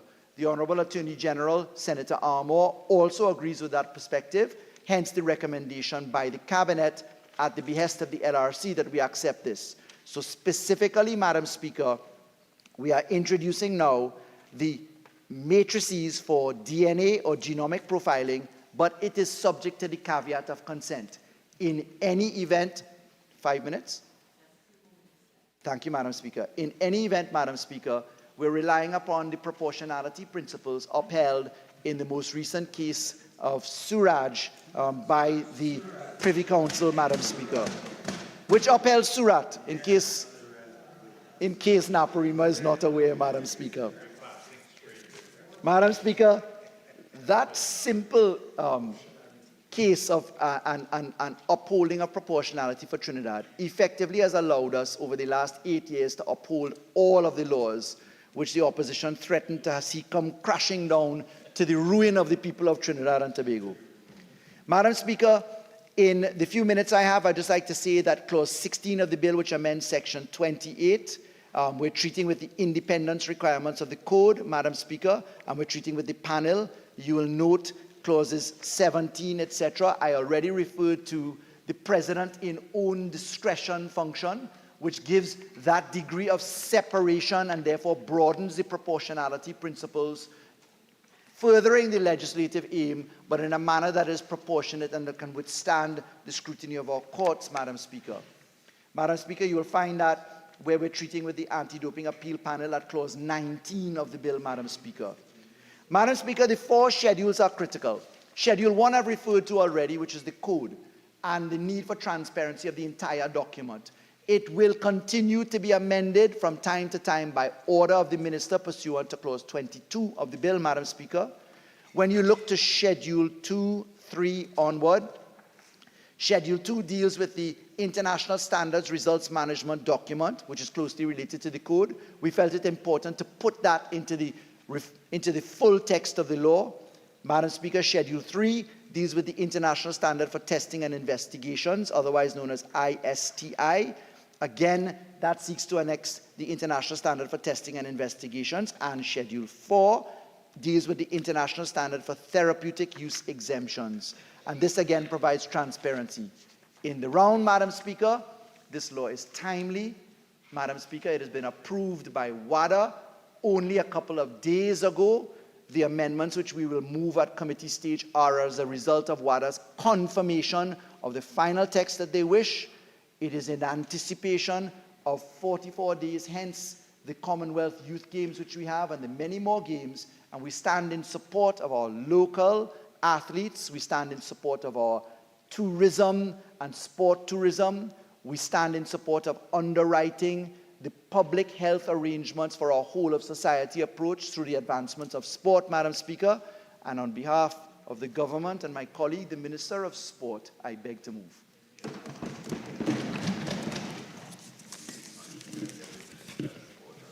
Honourable members, I shall now propose the question for debate. The question is that a bill entitled An Act to Amend the Anti-Doping in Sports Act, Chapter 4056, to bring in compliance the non-conformities of the Act with the standards of the World Anti-Doping Code be now read a second time. Member for Caroni Central. Thank you, Madam Speaker, for the recognition and for the opportunity to add my voice to this bill entitled the Anti-Doping in Sports Amendment Bill 2023, which seeks to amend the Anti-Doping in Sports Act, Chapter 4056, to ensure compliance with the standards of World Anti-Doping Code. But before I start my presentation, Madam Speaker, I would like to recognize in the public gallery the indomitable Ravi Balgobin Maharaj, who is sitting in the public gallery, Madam Speaker, and taking a bird's eye view of all legislation brought by this government before this Honourable House. And I want to congratulate him on behalf of the people for the work that he has been doing and continue to so do, Madam Speaker. Madam Speaker, permit me to go into a bit of the procedural history of this piece of legislation, which was first brought, Madam Speaker, by the United National Congress. The Anti-Doping in Sport Bill 2013, which is now the Act, was introduced in the House of Representatives by the then Minister of Sports, now Opposition Senator Anil Roberts. The bill required a 3/5 majority, and it was passed in both Houses of Parliament with some amendments, with all members voting unanimously for said bill. And by that said Act of 2013, the then UNC government, Madam Speaker, brought the Anti-Doping in Sports Act into being. By Section 2 of the Act, this piece of crucial legislation came into effect on the 1st of June 2015. By Section 7.1 of the parent Act, the Trinidad and Tobago Anti-Doping Organization was established. Its functions, which are set out in 10 subsections of Section 7, includes planning, implementing, and directing a national anti-doping program aimed at informing or educating athletes, and I want to highlight, aimed at informing or educating athletes, athlete support personnel, parents, the media, and the general public in Trinidad and Tobago about anti-doping matters. It goes on further, Madam Speaker, to talk about the facilitating and the sharing of information amongst national governing bodies, sporting organizations, and other relevant agencies to reduce the prevalence and availability of prohibited substances and methods, facilitating the access of national governing bodies to laboratory accredited by WADA for doping control analysis, entering into reciprocal testing agreements with national anti-doping organizations outside of Trinidad and Tobago. So those are some of the stated aims of the anti-doping agency. Now, Madam Speaker, no one can argue against any legislation geared towards stamping out doping in sports. Indeed, the parent act was brought by the People's Partnership Government because it was seen as an absolute necessary and important in the fight against anti-doping in sports. Sports is perhaps one of the most important aspects of human life. Whether it be at the highest level of professionalism or simply some children playing in the backyard, playing football or cricket, it is a golden thread running through our various and unique cultures across the globe. Sports can be used within communities to tackle issues of crime. It is also an avenue out of poverty, as we have seen so many young men and so many young women emerge from underprivileged situations to lucrative deals in professional sports. Its utility knows no bounds. Sport also plays a very important role in health, in physical education and fitness, and discipline. Also, one cannot forget that sport has the power not only to bring households, communities, and villages together, but it can also bring countries and religions together. It is a potent unifying force, and it is important that we understand same.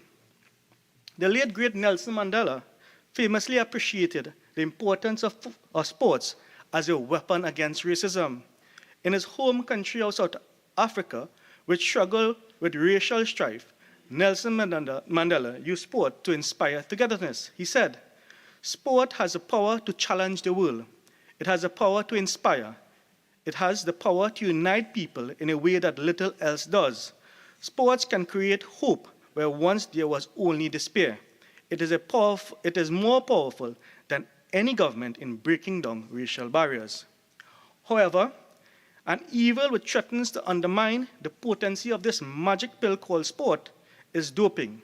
It is therefore imperative that we take this very seriously and ensure that proper legislation is enacted to combat this problem. And I propose later on, Madam Speaker, to propose some amendments for consideration by the government.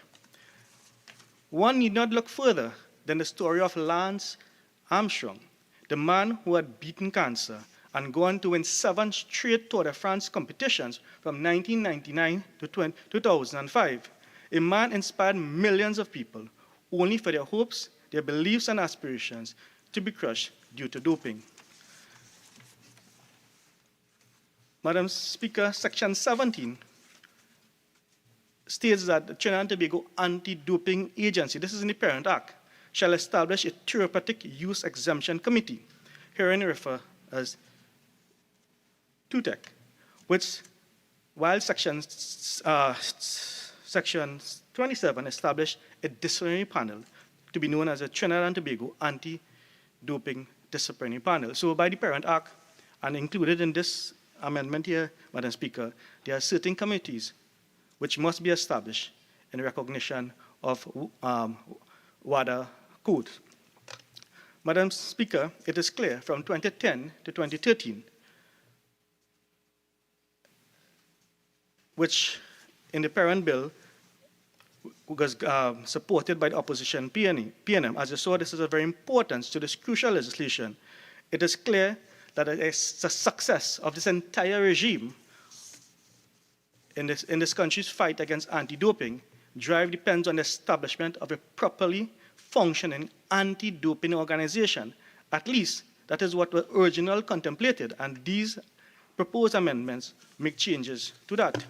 Now, Madam Speaker, this amendment refers to the codes, and this code is by WADA.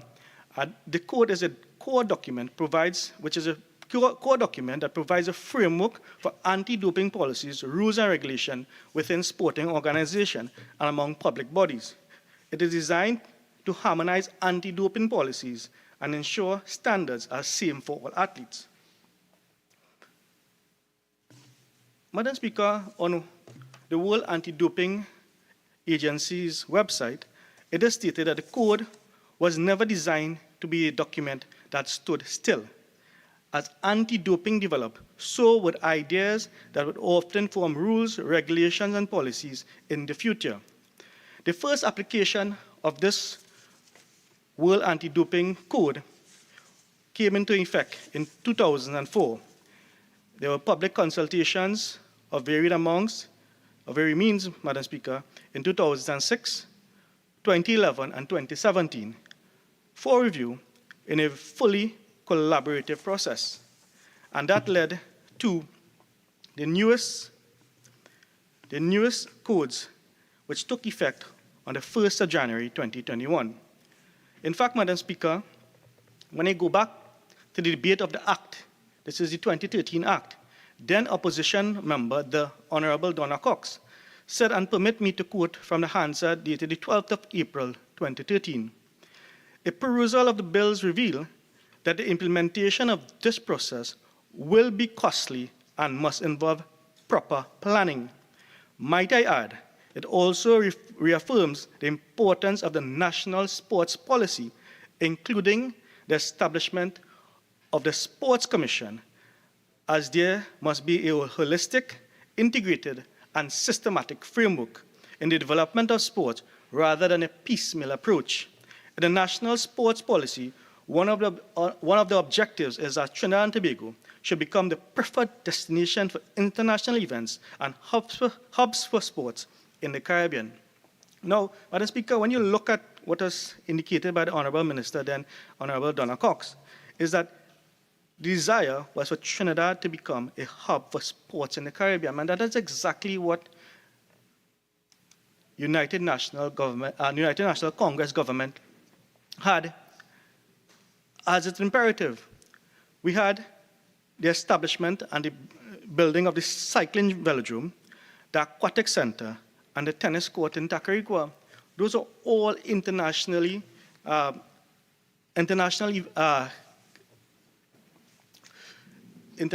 Madam Speaker, international venues which were built under the People's Partnership Government.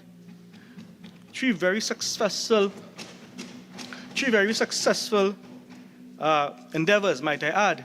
Now, what has been done since the PNM has taken office. The last time I remember, and I read a couple months ago, that the aquatic center and international venue had to be shut down because of water shortage. Because of water shortage. I'm not sure whether that venue is now operational. But, you know, the PNM has all the answers, Madam Speaker, when they're in opposition. And when they're in government, all these things fall by the wayside. The honorable member went on to say that she had observed, as the honorable member, many committees and the appointment of a board, the appointment of committees, the Trinidad and Tobago Anti-Doping Organization, the Results Management Committee, the Disciplinary Committee, the Appeals Panel, all of which require competent, honest, qualified persons of integrity to fill these positions. Now, the government knew about this arrangement in terms of the committees, and they have been in government since September 2015. We are in, Madam Speaker, in June 2023. None of these positions, vacancies within the Act have been fulfilled today. There's no anti-doping organization in Trinidad and Tobago. Now, do we have all the persons available to fill these positions, especially persons involved in sports medicine, sports lawyers, persons familiar with anti-doping process and the rules and regulations? Now, if we do not have, Madam Speaker, the personnel to fill these positions, what has the government done?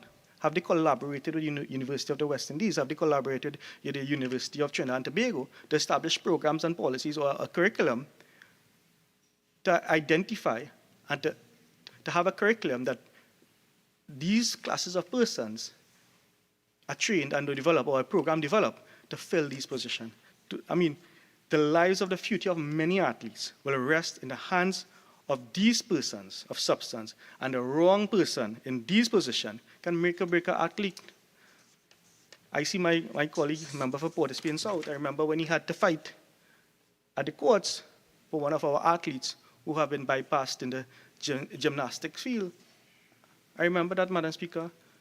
So, you know, it doesn't say these positions, the persons in these positions can make or break an athlete. Madam Speaker, United National Congress demitted office 3 months after this act went into effect. And the PNM has been in government for the past 8 years. I asked the government, Madam Speaker, where is the national sport policy? Where's the national sport policy? Where is the National Sport Commission? They had all these ideas when they're in opposition, and I repeat, many good ideas when in opposition, but at the moment they attain government, all fall by the wayside. More importantly, Madam Speaker, and relevant to today's debate, where is the Trinidad and Tobago Anti-Doping Organization? I can answer that question myself. None. Zip. Zero. It just does not exist. What is the purpose, when I was asked, what is the purpose of rushing through this amendment when we have not even established the anti-doping organization? Is it because we are having these games in August? Is it because of some letter correspondence between WADO and the Minister of Sports that the honorable member alluded to in his presentation before me? I have not seen that letter. I myself would have wanted some form of, or have a look at that correspondence if the government is so minded. The entire act and amendment centers on the Trinidad and Tobago Anti-Doping Organization, which simply does not exist. Where are the other boards and committees? We do not know. Where is the Therapeutic Use Exemption Committee, the disciplinary panel, the appeal panel? Madam Speaker, the Honorable Donna Cox made it a point in her contribution that the then legislation had been drafted by the PNM government that held office in 2010. So they had drafted this legislation, waited all this time, and still have not established some of the requirements of the Act. And I am saying, it is my considered view that this piece of legislation is brought for no other reasons than to play lip service to anti-doping because of this country hosting the Junior Commonwealth Games in August 2023. Madam Speaker, 8 years after coming to effect, the PNM government has failed to set up, again, the respective bodies that is required to centralize and give effectiveness to this legislation. These amendments is lip service to look good 2 months before the Games. That is all it is. Madam Speaker, this PNM is a Milli Vanilli of governments. We all remember Milli Vanilli of governments who lip sync the other person's voice and could not sing a proper note on their own.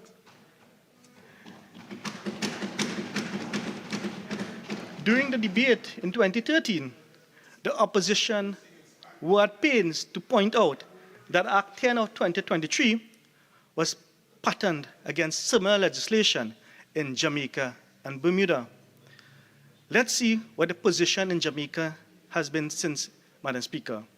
According to the Jamaican Anti-Doping Commission website, on the 25th of July 2008, the government of Jamaica passed the Anti-Doping in Sport Act, and the Jamaica Anti-Doping Commission was formally established in 2008 to execute the national anti-doping program in accordance with standards stipulated by the international governing body, the World Anti-Doping Agency.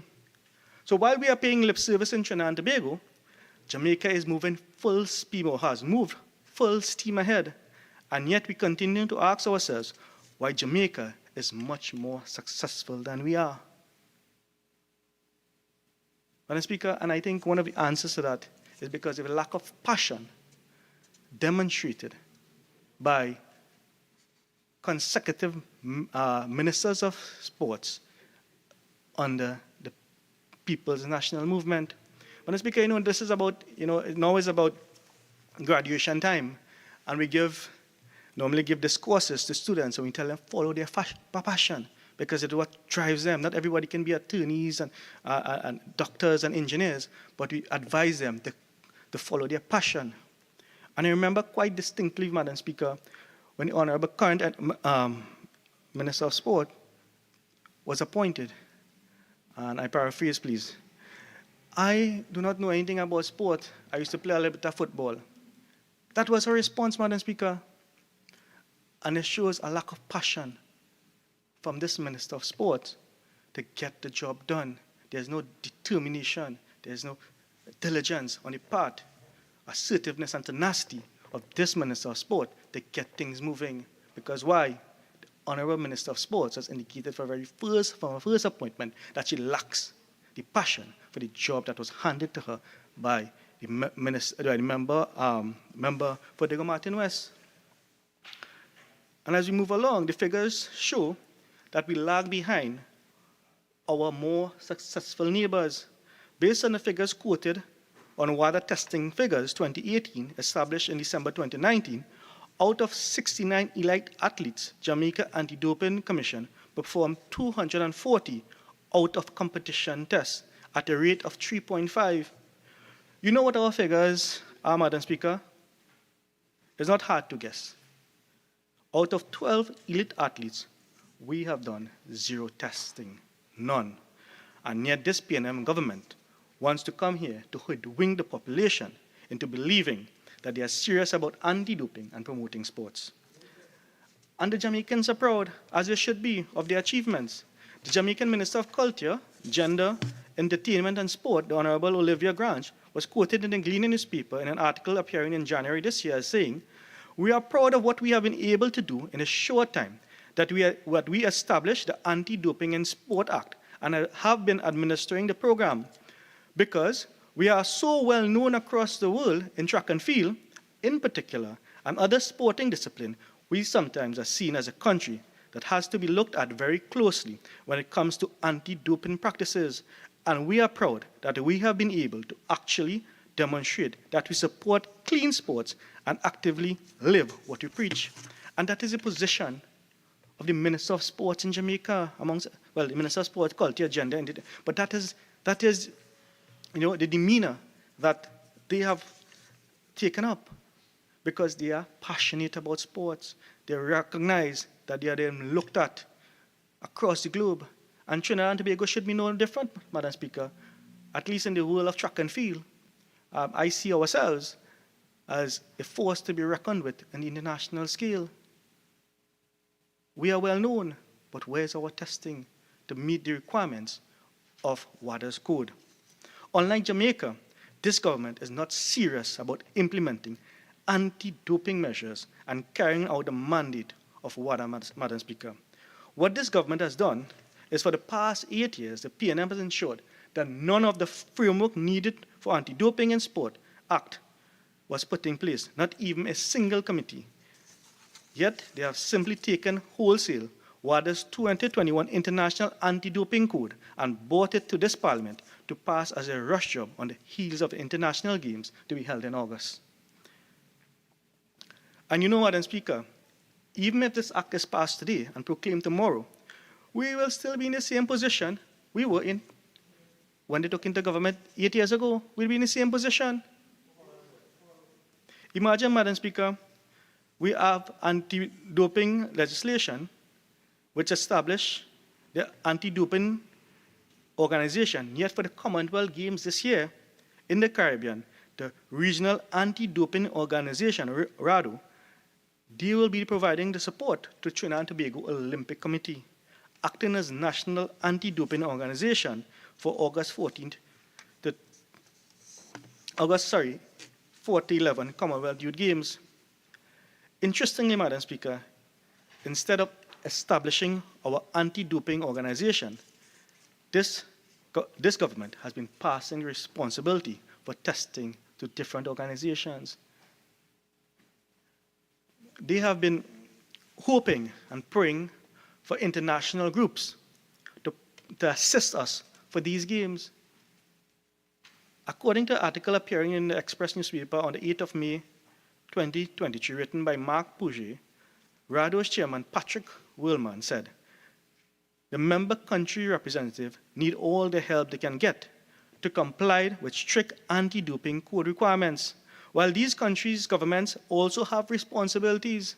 And I reread, while these countries' governments also have responsibilities and obligations, through the UNESCO International Convention Against Doping in Sport, to take appropriate and necessary measures to promote the fight against doping in sports. And there's a subliminal message here, Madam Speaker. Our country and our ministry and our government has a responsibility and obligation to do certain things, yet they have failed to do so. So while international agencies are doing their best to assist us, our government is sitting by doing nothing of substance.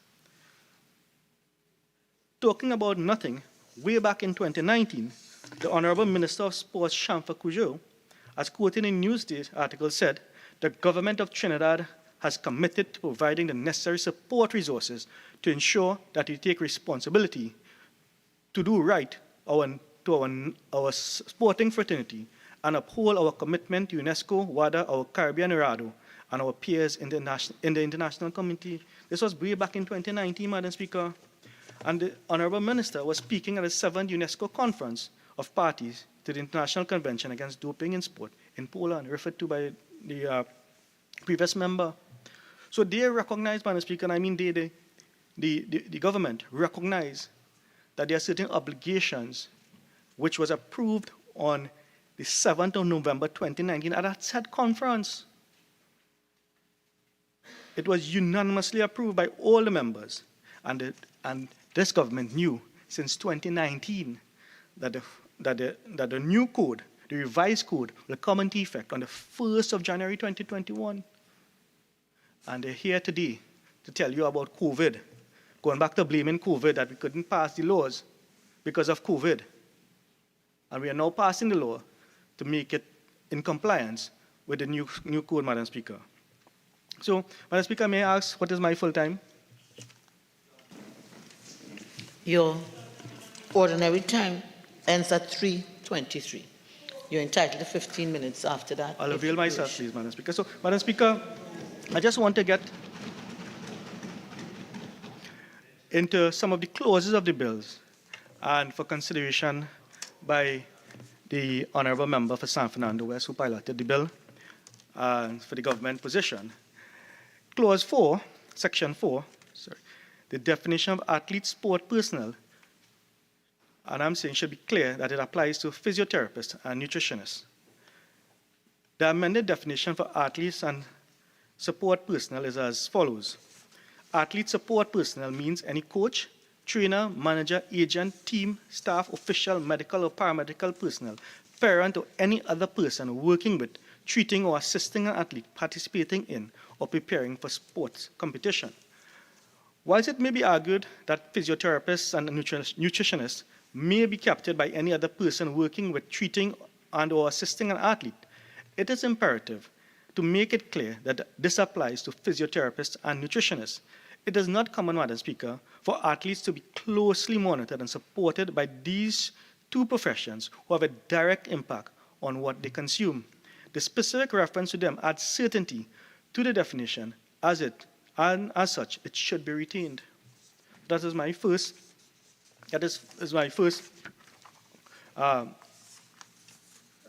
comment in respect of the bill before us today, Madam Speaker, for consideration by the government. The other is Clause 12. Why is there a need to widen the scope of Section 21 to capture possession of prohibited substances? And the question is, does this need a special majority? This definition includes the possession of a prohibited substance, so it is no longer just a use, but also the prohibition of possession of the substance. So Section 21 is amended to include or possesses a prohibited substance or to use a prohibited method.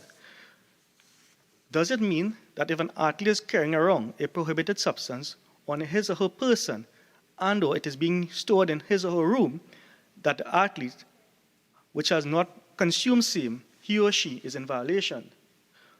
It must be remembered that prohibited substance in the context of this act is not an illegal substance. Some routine prescription drugs and supplements could be prohibited substances. Suppose the athlete, Madam Speaker, is holding the substance for a relative. Does this make them in violation of the Act? Further, it is arguable that this amendment tampers with individual rights to enjoyment of property under Section 4A of the Constitution. As such, does this section require that the bill be passed with a special majority? The Honourable Minister should indicate whether this is indeed so. Clause 13, Madam Speaker, expanding definition in Section 23 about the whereabouts of the athlete. Does this also need a special majority? Section 23 is amended by including a new subsection 1C. While the unamended section provides for specific information relating to the whereabouts of the athlete, the new subsection 1C is much broader. This is Section 13, Clause 13, Madam Speaker.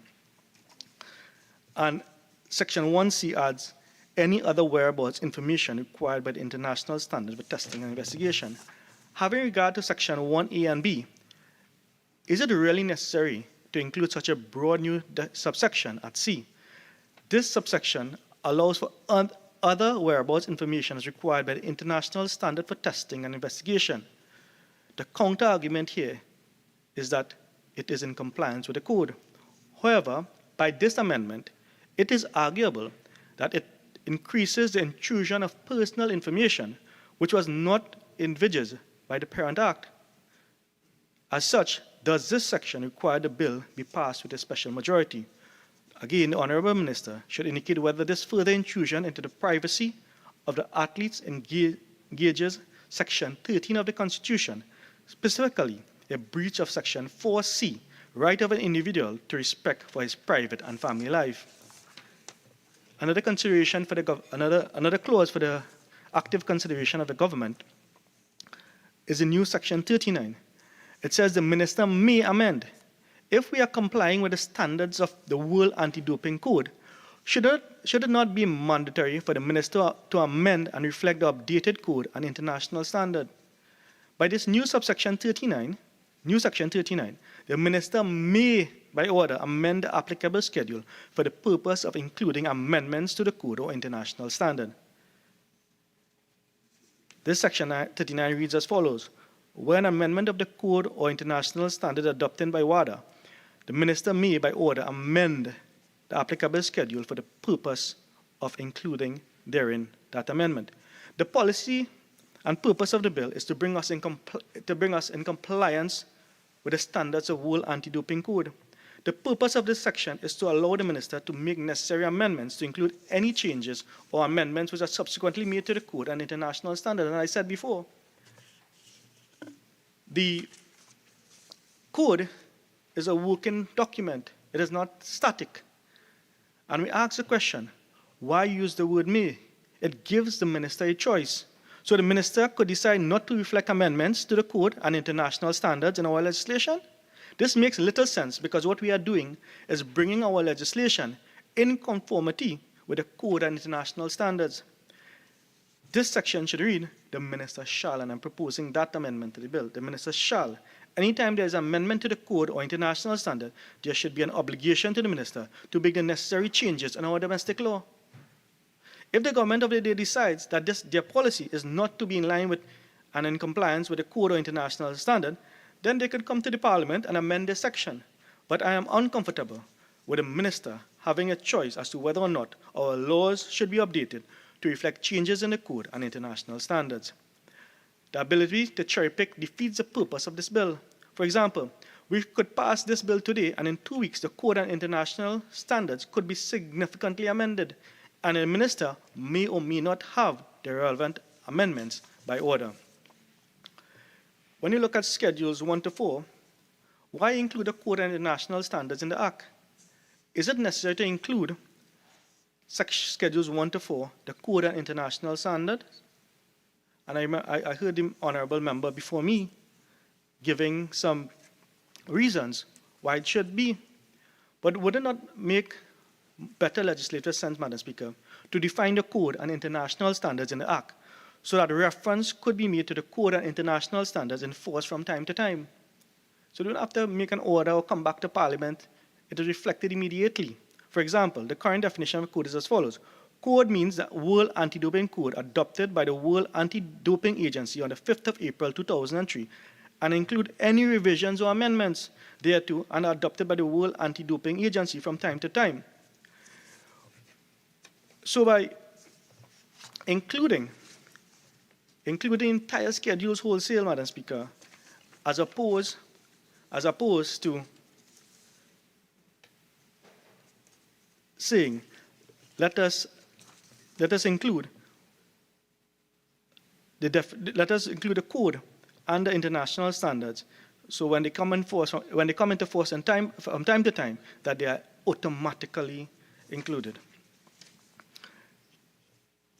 By maintaining the current definitions and not excluding the code and international standards, it would serve to remove the need for Section 39. The minister may no longer have to amend the schedule to include any updates and/or amendments to the code and international standards. By including the codes and schedules, Madam Speaker, it means that if WADA amends the code international standards, it would be incumbent upon the minister to amend the Act by order. In other words, the revised versions of the code and international standards will not automatically apply to Trinidad and Tobago. Furthermore, by incorporating the codes and international standards into the Act, it makes the Act very bulky and cumbersome, which negatively impact on the ability of persons to maneuver through the Act. So, Madam Speaker, those are some of my comments in respect of certain clauses in respect of the bill before us here this afternoon for active consideration by the government if they so choose. Madam Speaker, in my remaining time, I just want to indicate that one of the purpose of the WADA Code is to bring education of anti-doping to our athletes and to the general public. Again, we lag behind the rest of the world, and again, this government is paying lip service. Interestingly, and I go back to the debate of 2023 by the Honourable Minister Donna Cox, the Honourable Member spent a significant portion of her time concentrating on education as part of the anti-doping campaign.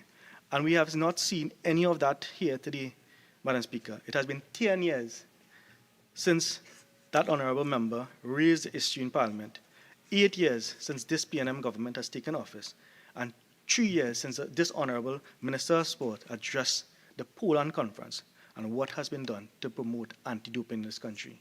Nothing. I answer my own question, Madam Speaker, nothing. Nothing has been done. What they have done is just taken wholesale WADA code, reproduce it as amendments in an attempt to save face. So, Madam Speaker, with those few words, I want to thank you for the opportunity this afternoon.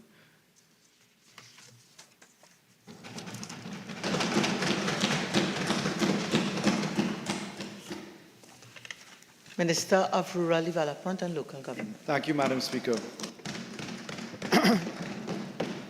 Madam Speaker, if ever there was proof as to why the opposition should never see the halls of power ever in their lives again, it is the entire contribution of my learned friend.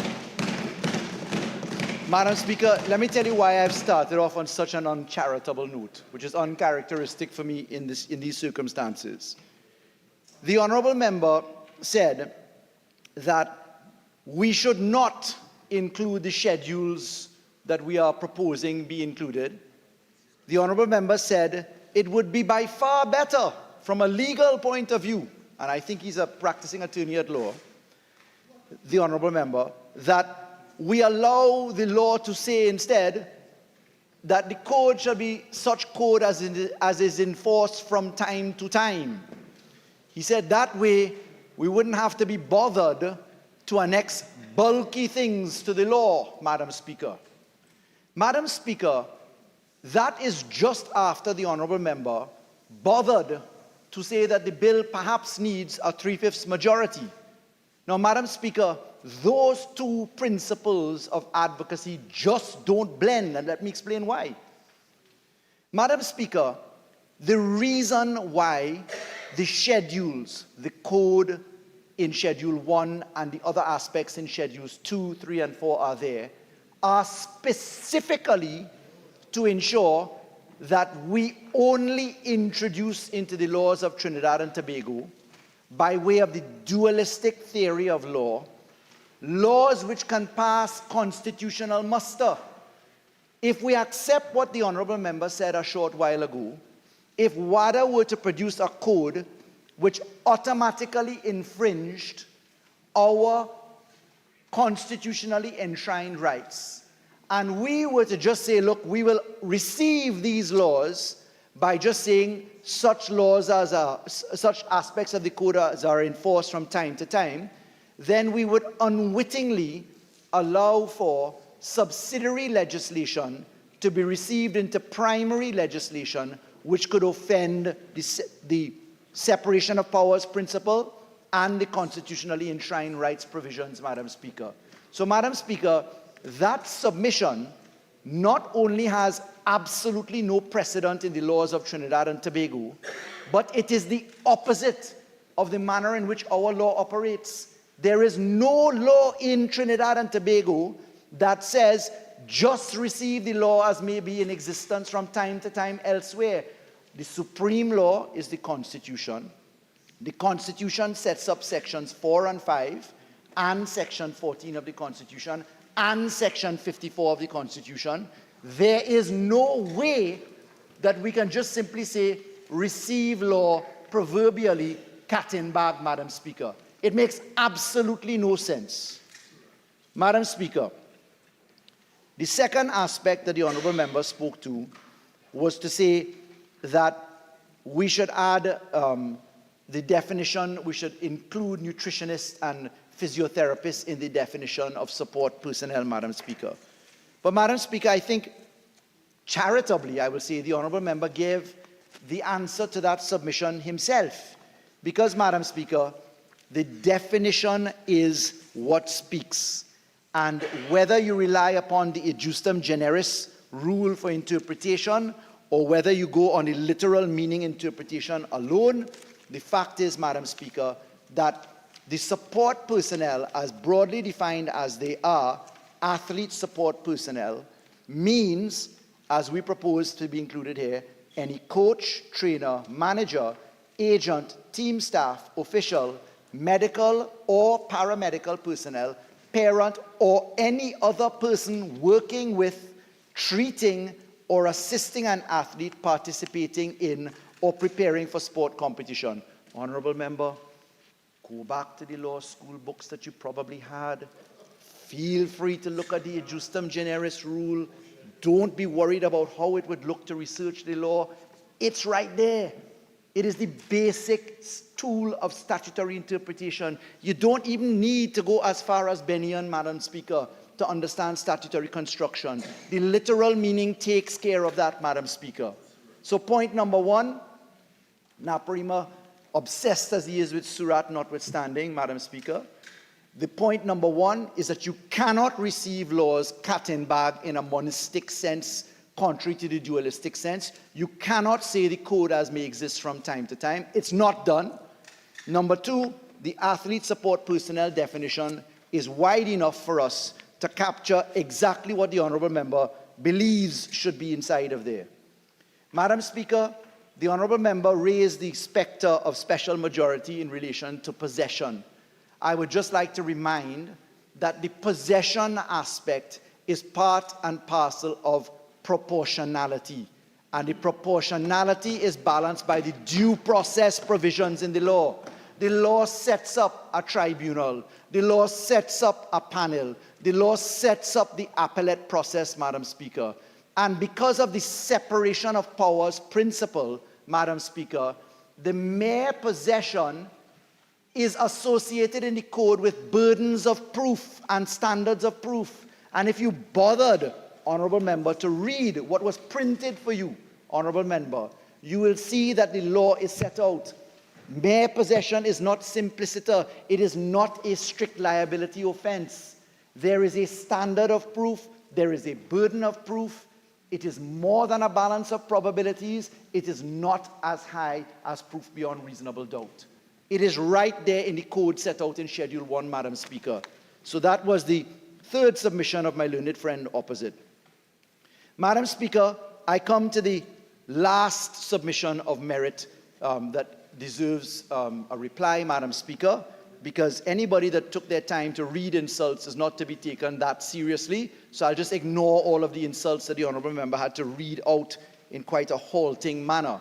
So, Madam Speaker, the Honourable Member dared to say that the Honourable Minister of Sport, who has demonstrated such a vigour and passion for sport, as her predecessor, Darrell Smith, did before that, Madam Speaker, the Honourable Member dared to say that the current Minister of Sport, the Honourable Shamfa Kojo, did nothing for sport, Madam Speaker.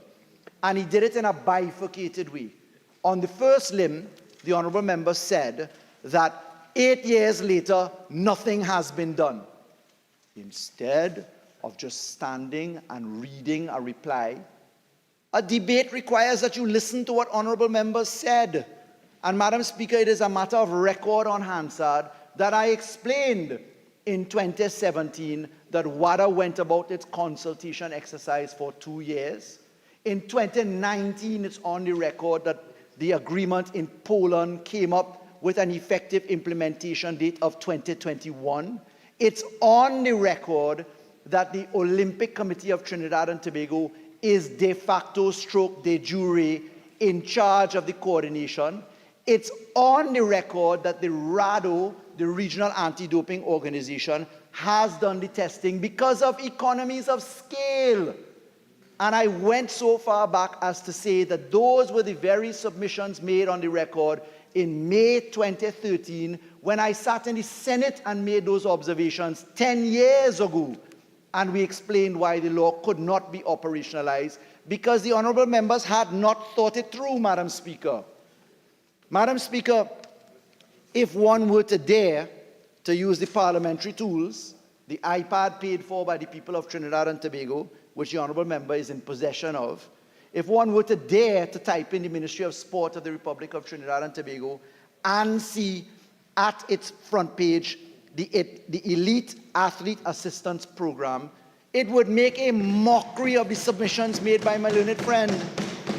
Madam Speaker, in black and white, red as well, even a little tinge of yellow, which my learned friend may be willing to have a look at, it says, Elite Athlete Assistance Program. In keeping with the national sport policy, the government of Trinidad and Tobago is committed to providing financial assistance to outstanding athletes. in support of their preparation for and participation in international competition. The policy that guides the EAAP provides financial support for nationals who have attained the qualifying international ranking determined by Trinidad and Tobago Olympic Committee. It goes on to treat with the particulars. Funding. Athletes ranked in the world top 10 position will qualify maximum sum $250,000. Athletes in the ranking top 11 to 40 positions will benefit $187,500, 75% of maximum sum. Athletes who medal in specific games, $75,000, 30%. Funding will be provided. Training schedules, coaching fees, etc. Madam Speaker, it's right there. And Madam Speaker, more than that, the fact is, the proof is in the pudding. The eating is in there. What do you call 6 medals in April 2023? What do you call the performance of Dylan Carter, swimming as he does? What do you call the 34 medals in 2022, Carifta swimming? What do you call Trinidad and Tobago swimming, Thompson, his 3 goals, Madam Speaker, State of Illinois? What do you call Nicholas Paul? It's so bad, the submission coming from a learned friend for Caroni Central, that Naparima doesn't even know what Caroni Central had to say because Naparima was asleep for the entire time. Now that Naparima has awoken from his slumber and is throwing barbs across the floor, Madam Speaker, Naparima is confused as to what Caroni Central had to say. Madam Speaker, discord in the ranks. Madam Speaker, I rise on standing order 48.8. This is not about the MP for Naparima or the opposition. 48.8, is that? Yes. Overruled. Dear Lord God, send a hand. Send a hand and lift them out of the ignorance that they're in, Madam Speaker. Madam Speaker, the simple point is, as unfortunate as it may be for the honourable members opposite, in piloting this bill, the rationale for the law was set out, the reasons for the milestones being such as they are in the period 2015, June 1st, 2015 to today's date are set out on the record. The Minister of Sport has acted with alacrity. And Madam Speaker, the members of the Ministry of Sport that are here, I can tell you, who appeared at the Law Revision Committee along with the CPC's department, they worked overtime to ensure that Trinidad and Tobago would be ready in the very limited time frame provided by WADA. Remember, in March of this year, WADA wrote to us to say that they had only just completed their review. In June of this year, WADA confirmed the amendments that they wished.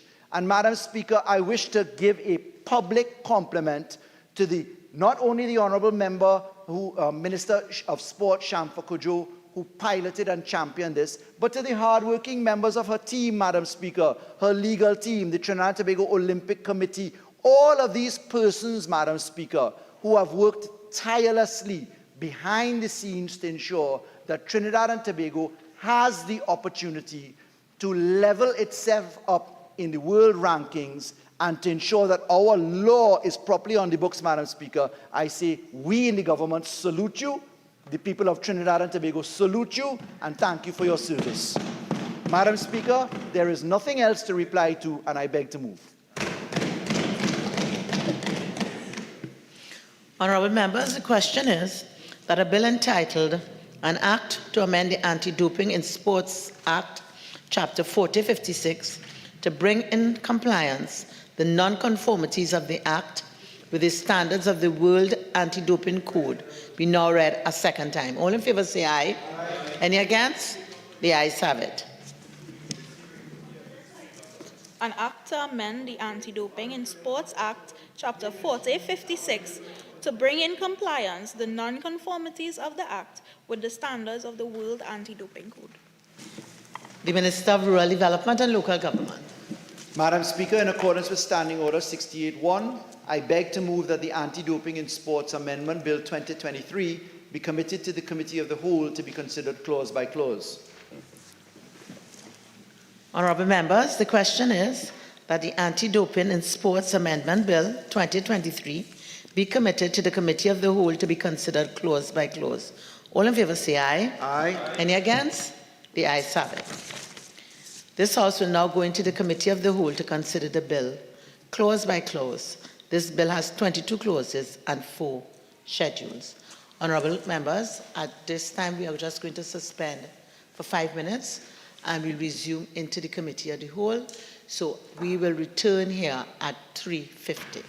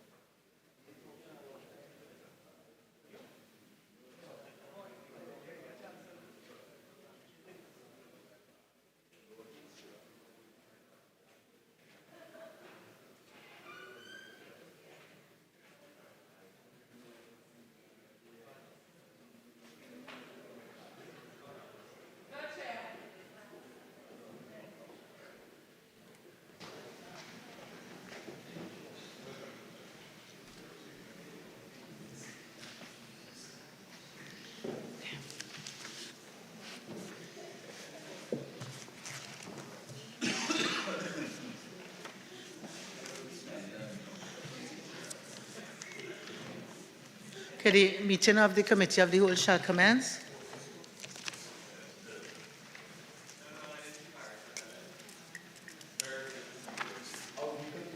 So,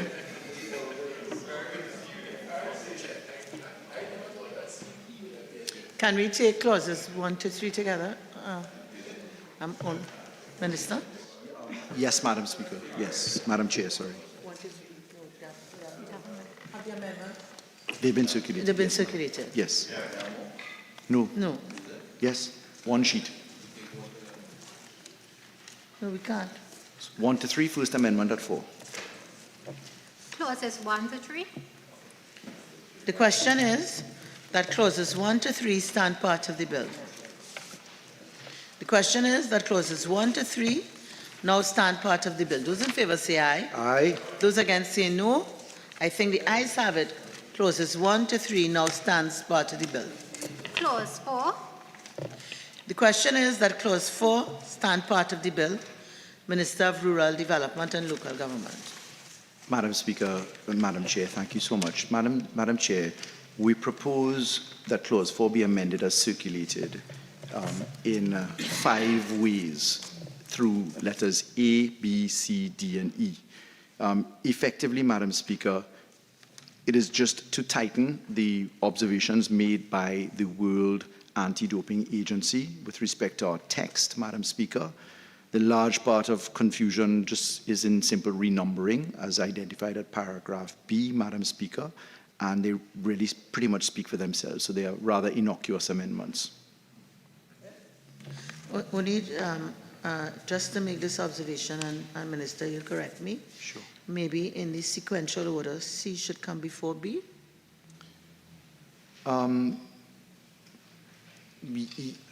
Yes and no, Madam Speaker. I'm hearing the hesitation of the Assistant CPC. I think because of the rationale of deleting paragraph C and substituting, then they sequentially started with D and the renumbering. And then insofar as your observation is after C that D then follows, I do catch what you're saying. But to not do injury to the thought process of the CPC's department, I'd crave your indulgence in leaving it as circulated.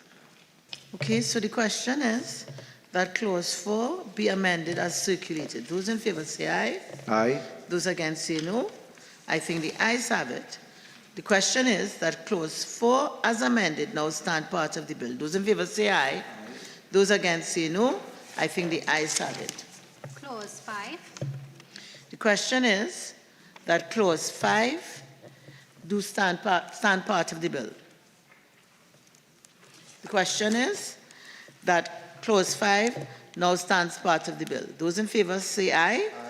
Those against say no. I think the ayes have it. Clause 5 now stands part of the bill.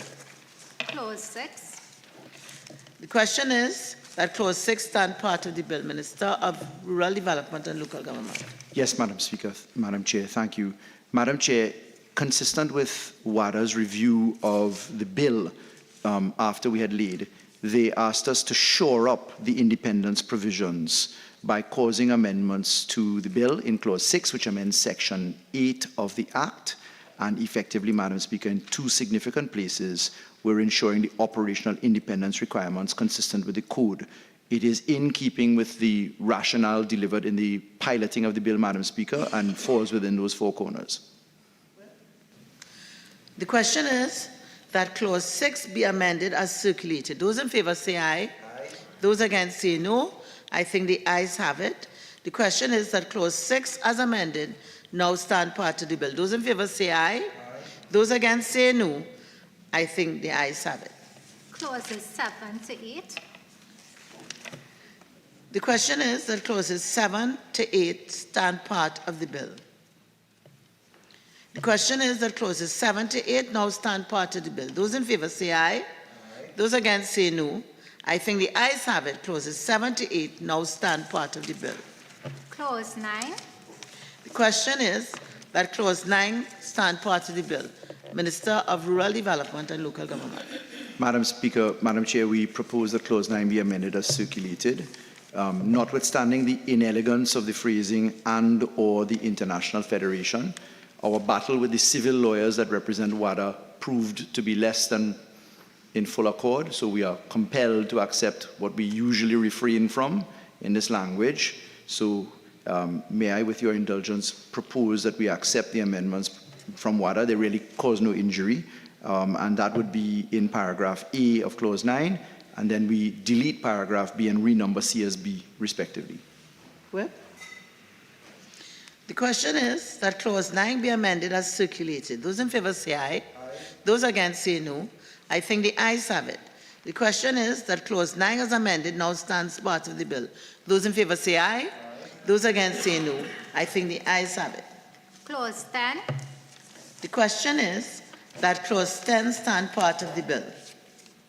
The question is that clause 10 now stand part of the bill. Those in favor say aye. Aye. Those against say no.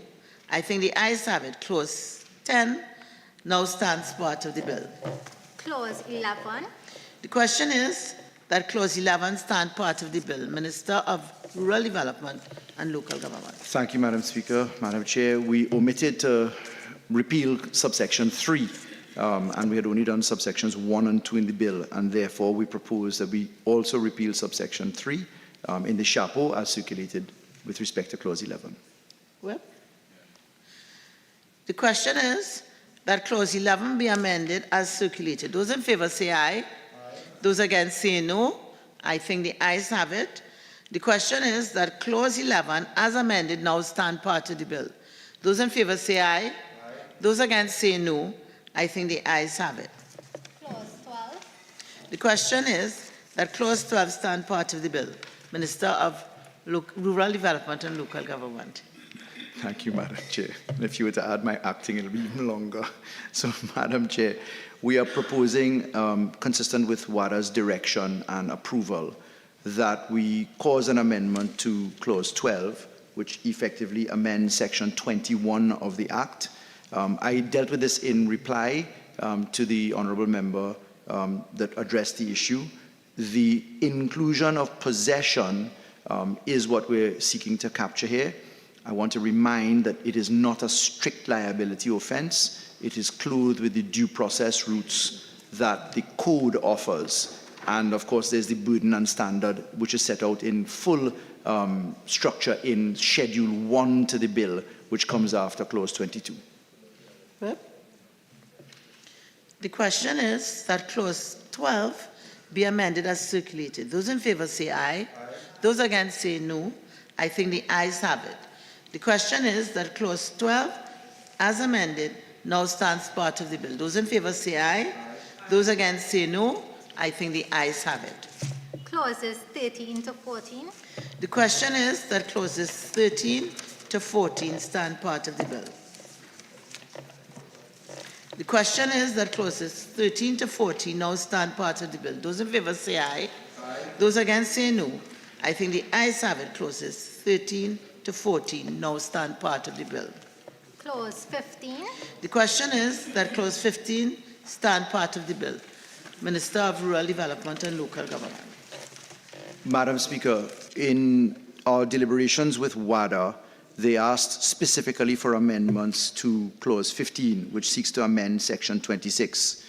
To get the texting right, what we've done is we're asking for a complete repeal of clause 15, which treats with section 26, and then we restate it here so it's easier to read, Madam Speaker. The effective direction of this is to include that the rules shall prohibit the anti-doping violations, which include, of course, use and possession and methods. But, Madam Speaker, I want to remind that the rules are subsidiary legislation, and notwithstanding the use of the mandatory term shall, there is no offence in saying that you shall make rules that which shall penalize. I want to just remind that there is the fact that it is still subsidiary legislation, and therefore it falls to be viewed in that regard, in particular as it comes to any criminality. Remember, we're dealing with violations here. We're not dealing with criminal sanctions at all. And even though we're dealing with violations, we still have the due process mechanisms inside of all of this. The question is that clause 15 be amended as circulated. Those in favor say aye. Aye. Those against say no. I think the ayes have it. The question is that clause 15 as amended now stand part of the bill. Those in favor say aye. Those against say no. I think the ayes have it. Clause 16. The question is that clause 16 stand part of the bill. Minister of Rural Development and Local Government. Madam Speaker, we propose that clause 16 be amended as circulated. That proposes, clause 16 deals with the amendments to section 29 of the Act. WADA came back to us, effectively asking us to treat with the repealing of subsections 2 and 3, which the bill didn't originally propose. And subsections 2 and 3 are wrapped up by way of code and other provisions. So all that we really need to stand on is what would now be section 29(1) as it's proposed to be amended. The question is that clause 16 be amended as circulated. Those in favor say aye. Those against say no. I think the ayes have it. The question is that clause 16 as amended now stand part of the bill. Those in favor say aye. Those against say no. I think the ayes have it. Clause 17. The question is that clause 17 stand part of the bill. Minister of Rural Development and Local Government. Madam Speaker, clause 18 we propose be amended as circulated. Forgive me, clause 17 stands as it is. Forgive me, I was on 18. No amendments to clause 17, Madam Speaker. No, just 1 minute. Clause 17, there's something circulated. Sorry. Yes? I'm on the other page. Clause 17, section 29, Madam Speaker. I was ahead of myself. It was this one that I spoke to a little bit earlier, which treats with the subsections 2 and 3, Madam Speaker, which WADA came back to us. Subsections 2 and 3 were directions that are now treated with by adherence to the code which we've amended in subsection 1. So they're really OTOs, and therefore we don't need them. So we've deleted subsections 2 and 3. The question is that clause 17 be amended as circulated. Those in favor say aye. Aye. Those against say no. I think the ayes have it. The question is that clause 17 as amended now stand part of the bill. Those in favor say aye. Aye. Those against say no. I think the ayes have it. Clause 18.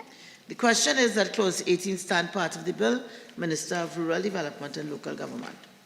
Madam Speaker, clause 18, which amends section 30 of the Act, we're proposing as circulated that in paragraph C, which is the amendment to subsection 434, that we, instead of using the defined term appeal panel, that we use the appellate body.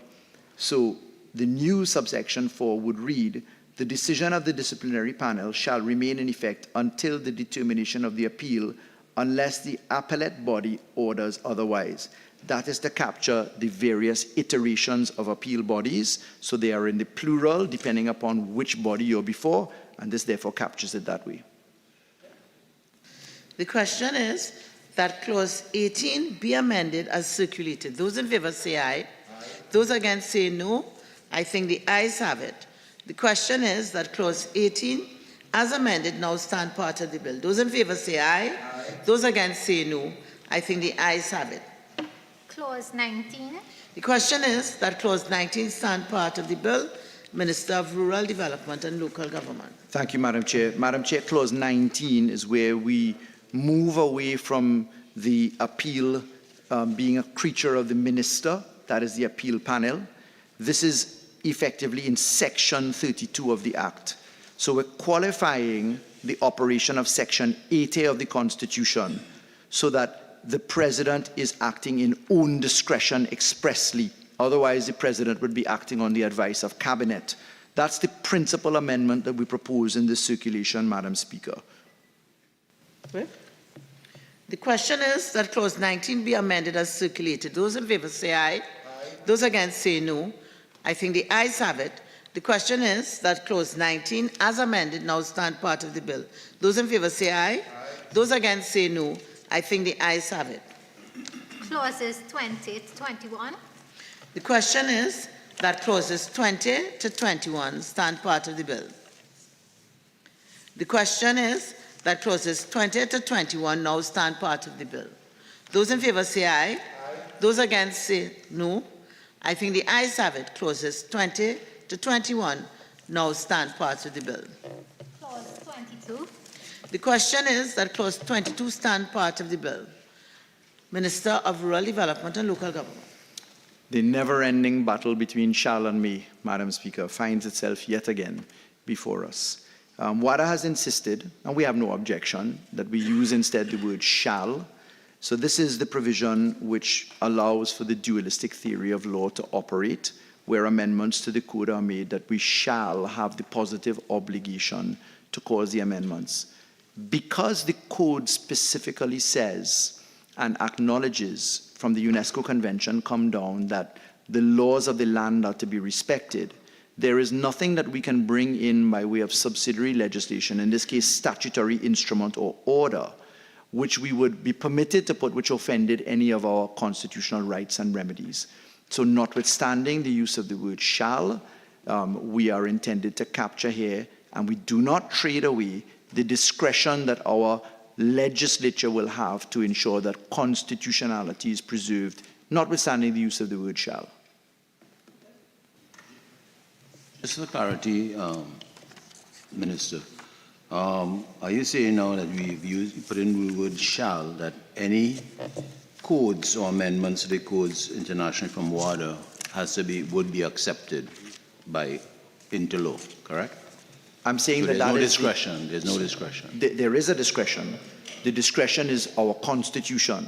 So the code itself and the UN Convention sets up that countries are under a positive obligation to introduce the Copenhagen standards, the code, subject to the laws of the country. Our supreme law is the Constitution. The Constitution has entrenched rights and certain Montesquieu principles like the separation of powers, etc. None of those things can be offended because our Constitution still remains the supreme law. So even though the word shall is there is always a discretion for filtration, if I could use that word. Okay. The question is that Clause 22 be amended as circulated. Those in favor say aye. Aye. Those against say no. I think the ayes have it. The question is that Clause 22 as amended now stand part of the bill. Those in favor say aye. Aye. Those against say no. I think the ayes have it. Schedules 1 to 4. The question is that Schedules 1 to 4 stand part of the bill. The question is that Schedules 1 to 4 now stand part of the bill. Those in favor say aye. Aye. Those against say no.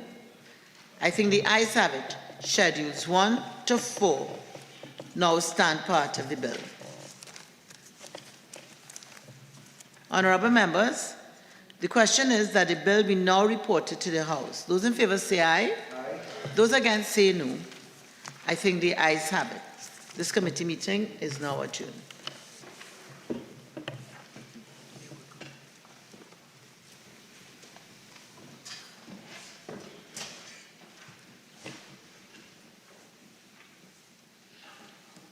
The Minister of Rural Development and Local Government. Thank you, Madam Speaker. Madam Speaker, I wish to report that the Anti-Doping in Sport Amendment Bill 2023 was considered in the Committee of the Whole and approved with amendments. I now beg to move that the House agree with the committee's report. Honourable members, the question is that this House agree with the committee's report on the Anti-Doping in Sports Amendment Bill 2023. All in favour say aye. Aye. Any against? The ayes have it. Minister of Rural Development and Local Government. Madam Speaker, I beg to move that a bill entitled An Act to Amend the Anti-Doping in Sports Act, Chapter 4056, to bring in compliance the non-conformities of the Act with the standards of the World Anti-Doping Code be now read a third time and passed.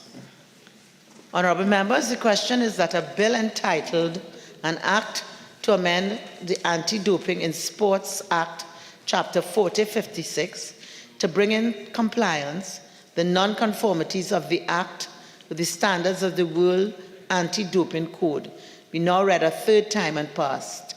All in favour say aye. Aye. Any against? The ayes have it. Entitled An Act to Amend the Anti-Doping in Sports Act, Chapter 4056, to bring in compliance the non-conformities of the Act with the standards of the World Anti-Doping Code. Motions.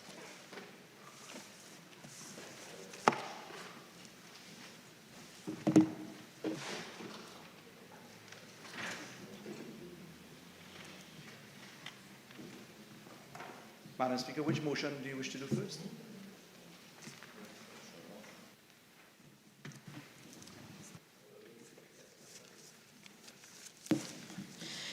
The Minister of Rural Development and Local Government will do motion 1 first. Is that Haiti or just remind me? Iran?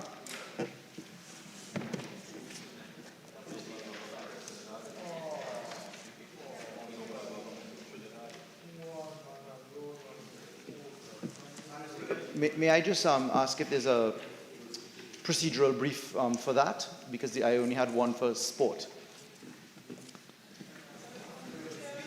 Minister will be passed to you shortly.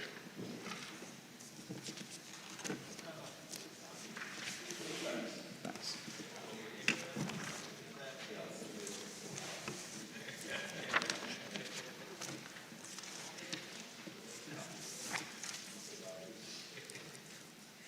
So, Madam Speaker, this is for motion number 2, so I'll deal with motion number 1 instead. 1. Yeah. Motion number 1.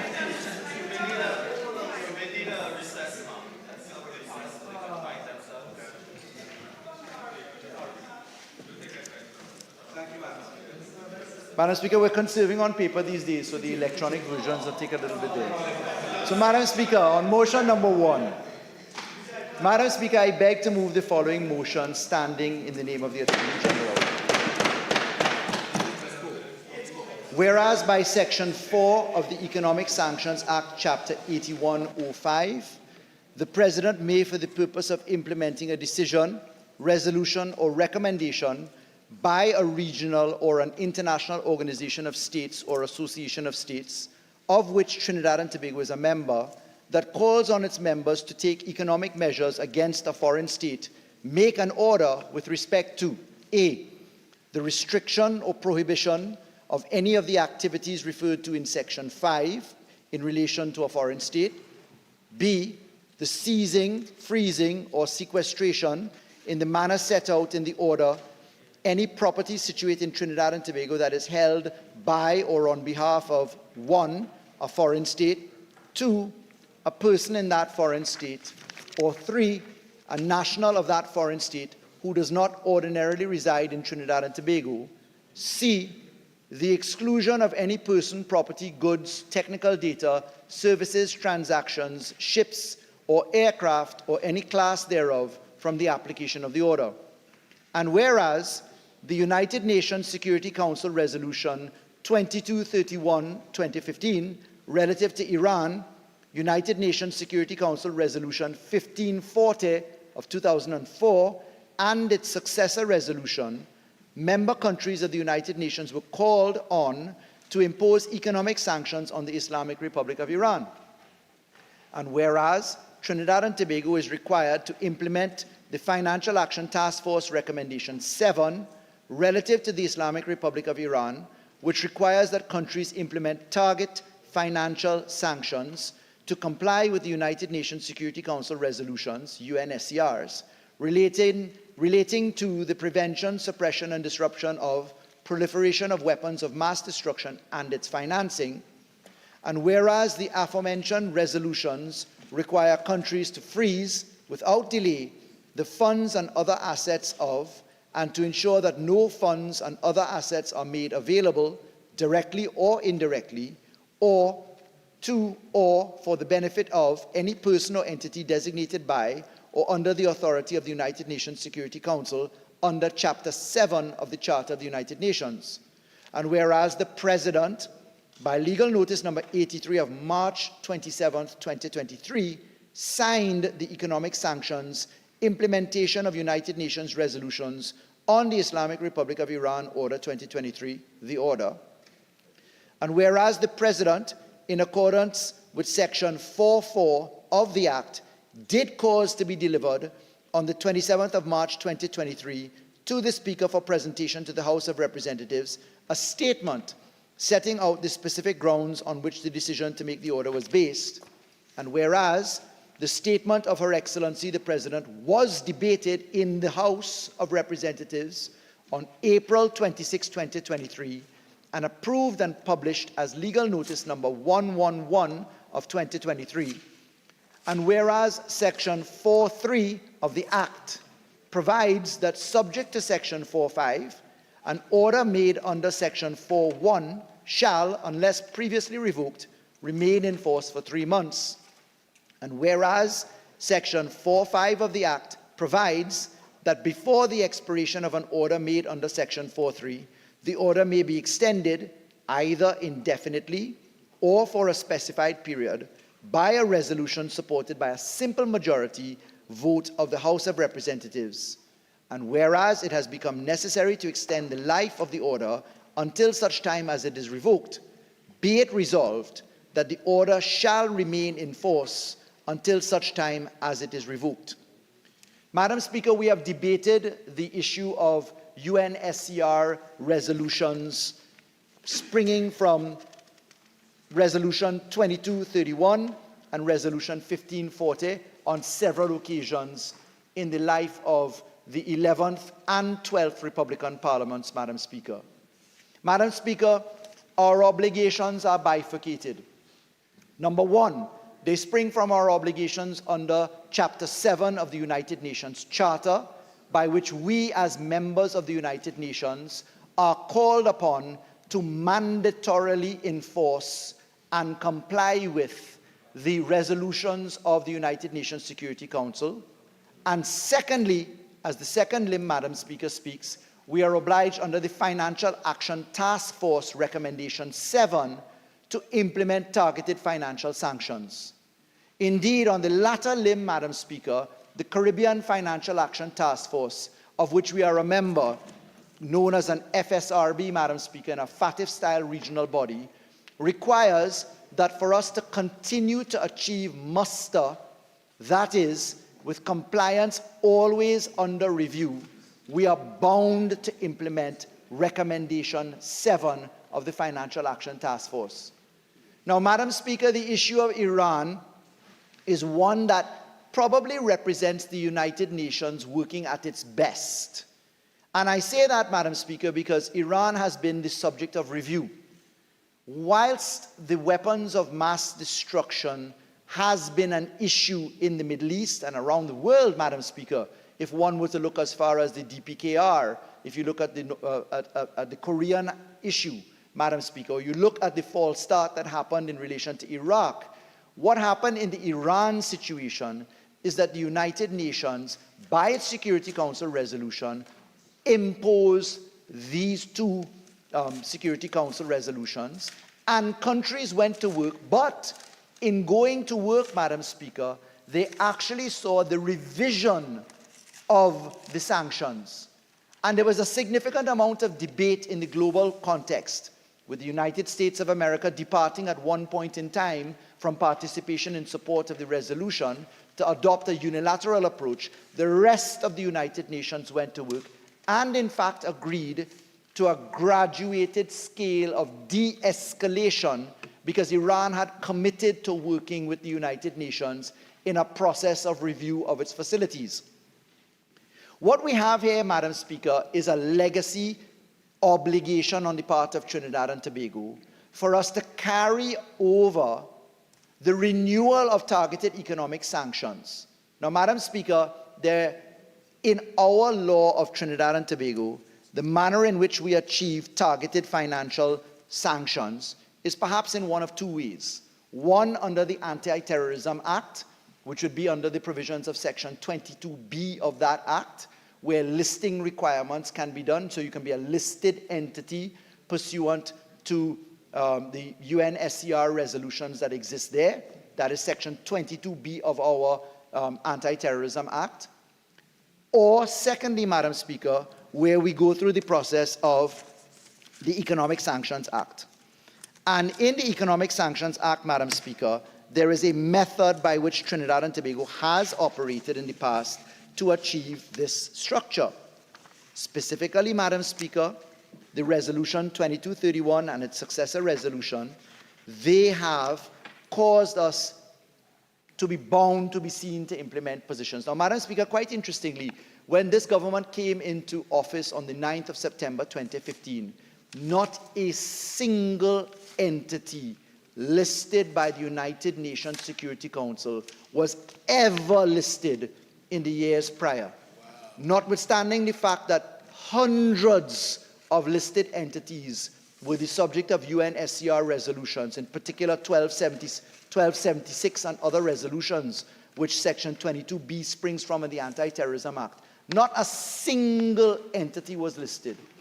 Since then, Madam Speaker, as is well known, the Office of the Attorney General supervised, under my hand, the amendments of the Anti-Terrorism Act, and we saw the utilization of Section 22B for the listing of hundreds of entities, so that we could freeze the assets, monies, and other structures of persons who were labeled by the United Nations itself as individuals to be watched, literally.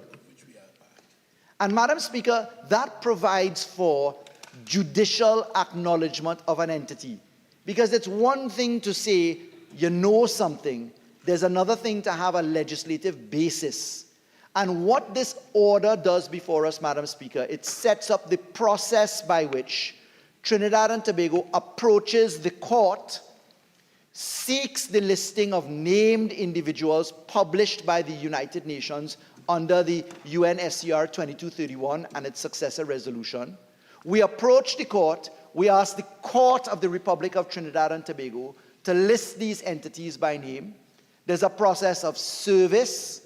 There's a due process permitted where persons who are affected by the order, either principally or by way of third-party right infringement, can approach Trinidad and Tobago and the courts of Trinidad and Tobago and express reasons why those orders should be varied, lifted, or otherwise. What the order does as well, Madam Speaker, is that it sets up a regime, and the regime is such that we have an obligation, if there is to be an amendment or a revocation of a listing, we have an obligation to inform the United Nations Security Council that we intend to do that. We can ex proprio motu, of our own volition, ask for a listing. We can seek variations of listings, and we have a positive obligation to keep entities that are listed under review, and every 6 months for the Attorney General to take steps to confirm that this should happen. Now, Madam Speaker, when last we debated this in a different parliament, there was a lot of noise coming from the member for Naparima that, in fact, the member for Naparima threatened to take me to the Privileges Committee and write to the United Nations because he was so convinced that what the government was doing was wrong. That fell into the same version of silence that the member often demonstrates when he's asleep in his house. But, Madam Speaker, what happened there was that the member was threatening that we were implementing orders and resolutions that were revoked. Madam Speaker, so confident was the honourable member that nothing happened. Absolutely nothing.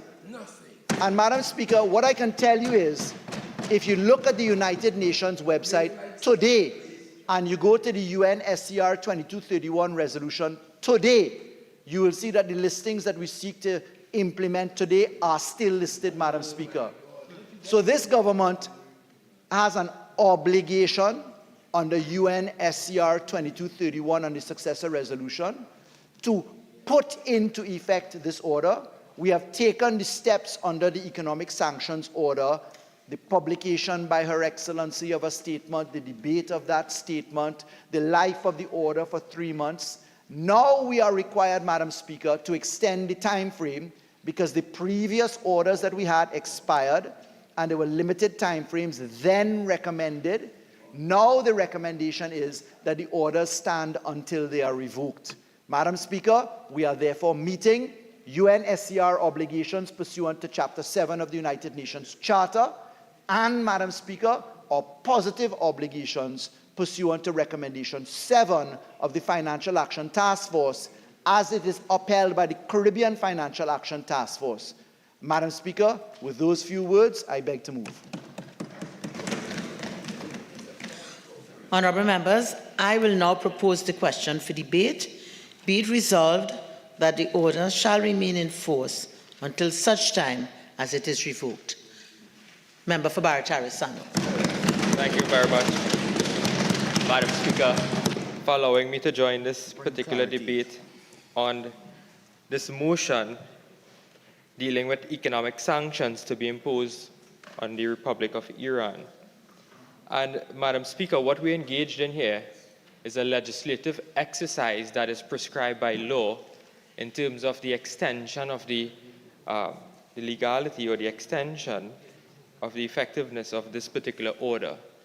We were here earlier this year in April to discuss Her Excellency's statement with respect to the economic sanctions. And by law, we are required to come back here now where the government is seeking an extension of that particular order. And when you look at the order of 2023, that is the order that was promulgated by the President, Her Excellency, on the 7th day of March 2023 by then President Paula May Weeks. This order is several pages long, and you would have seen, Madam Speaker, that it outlined several of the clauses in that particular order which deals with the enforcement of the United Nations resolution that were adopted by Trinidad and Tobago being a member state. And in these recommendations, Madam Speaker, and these resolutions that were passed by the UN, yes, they are in accordance with our international obligations by law, because failure in which Trinidad and Tobago is not conducting its international obligations will result us being also sanctioned or being placed on several blacklists. And what we're trying to do here now is, as part of the global community, what we're trying to do is adhere to our international obligations with respect to national security. And one of the most important recommendations that we're dealing with here is Recommendation 7 from the Financial Action Task Force. And that particular recommendation deals with the proliferation of weapons of mass destruction. Now, Madam Speaker, I have no interest to declare, I'm just namesake when it comes to that particular issue. But this matter that we're dealing here, we all know of the history with respect to the Middle East, with respect to the US relations when it comes to weapons of mass destruction. And I go no further there, because living in a country like Trinidad and Tobago, we heard at one point in time that we had the highest number of recruits of ISIS fighters. And those are matters that are of concern to us. Matters of terrorism are concern to us, Madam Speaker. And Trinidad and Tobago must play its part in fighting against terrorism, not only here, but also as part of the Caribbean, because we play a very important role when it comes to national security in the Caribbean. And this is what we're doing here, Madam Speaker. And at the same time, we must also be very cognizant of persons who these things may affect innocently also, Madam Speaker.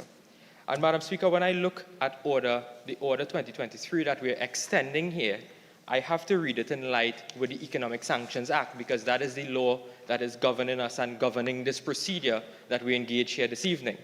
And Madam Speaker, I want to go through two provisions with you, and that is Section 4 of the Act, which is found in the body of the motion.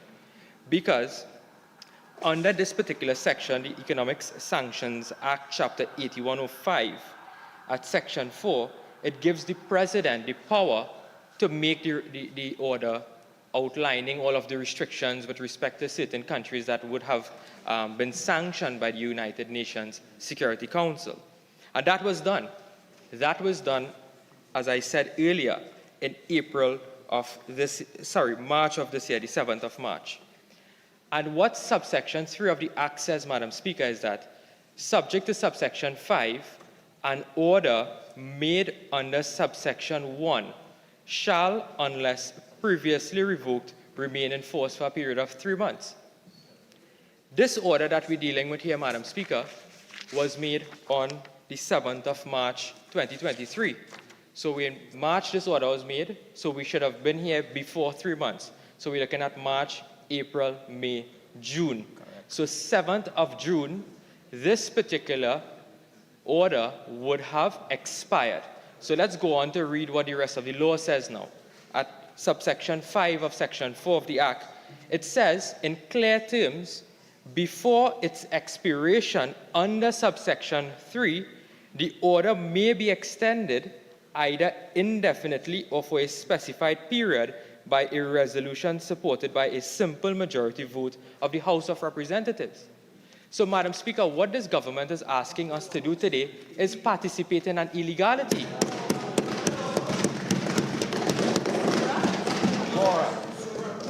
The law is extremely clear. As my friend would say, it is pellucidly clear that this order for an extension should have been here before the 7th of June 2023. And Madam Speaker, how can we now extend an order that has expired according to law? This Parliament should not be engaging in an illegality. I humbly request that the Honourable Acting Attorney General withdraw this particular motion, and we will have to promulgate a fresh order and come back here within the 3-month period, Madam Speaker. Because how can we now be doing something here where the order has been expired? How could we extend something that has expired? This reminds me of a case that was recently decided in the Privy Council, Madam Speaker. And I don't think that we would have to trouble this Parliament any longer and come with a validation act to remedy an illegality that has taken place. So I sound the warning. That this exercise that we're engaging here may be an illegal exercise. Madam Speaker, I have no difficulty with following our international obligations. We are, in fact, mandated to follow our international obligations that we are member states of. But while we are adhering to our international obligations, we also have to follow the domestic law. We have to follow the domestic law. And Madam Speaker, this whole problem could have been fixed since 2018. But what they tried to do was some sloppy drafting of the orders. Sloppy drafting. Madam Speaker, you would be very surprised. I just want to go through very briefly the drafting of that particular order, Madam Speaker, in 2018. In 2018, normally when you have a law, you may have a full sunset clause in order to really tell you exactly when provisions would come to an end. You know, Madam Speaker, they broke up the order and say, well, section 1 to something will come to end in 2020, and next section will come to an end in 2023, and next few sections will come to an end in 2025. I mean, how could you have pieces of the law just falling off after time has passed? All they had to do in 2018 was, in fact, say that the order extends indefinitely until it is revoked. Until it is revoked. Madam Speaker, that is not any legal exproprio motu doctrines, anything like that, you know, Madam Speaker. That is something called basic common sense. Not exproprio motu and so on. Basic common sense, Madam Speaker. Basic common sense. So, Madam Speaker, I don't wish to detain this House any longer. I think I had made a very important point in this Parliament. But all I want to say, Madam Speaker, is that I can't understand that Trinidad and Tobago is currently on a blacklist, but we are now engaged in putting other countries on a blacklist. And we're doing it illegally. And we're doing it illegally, Madam Speaker. So I thank you very much, and I wait to hear from my colleague, the Acting Attorney General, on how we are going to deal with this motion. What are you doing? Member for Port of Spain South. Madam Speaker, the concept and the bandying about of Trinidad and Tobago being on a blacklist wrongs counterintuitive to the fact that the world and the international community is acknowledging Trinidad and Tobago and its ability to make and participate meaningfully in dealing with international issues and positively influence others to take principled stance as we are doing today in this Parliament. And it has been acknowledged. It has been acknowledged over the last 6 weeks. And the other side wouldn't want to call a spade, that Trinidad and Tobago, a country of 1,980 square miles, is playing a major role in international affairs. Madam Speaker, just look at the appointment of Trinidad and Tobago's permanent representative to the United Nations as the 78th President of the United Nations General Assembly. That is no mean achievement, and it shows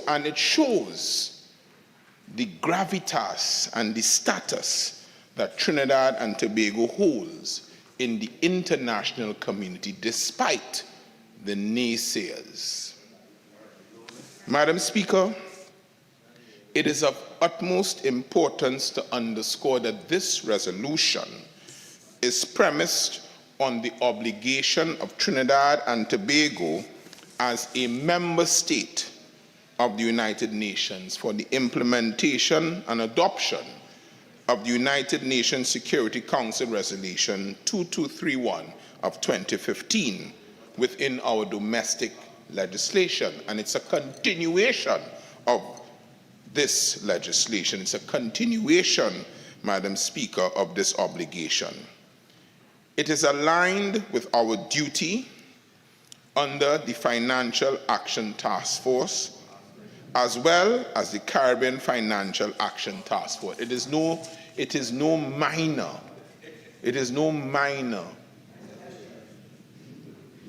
event that we are about now.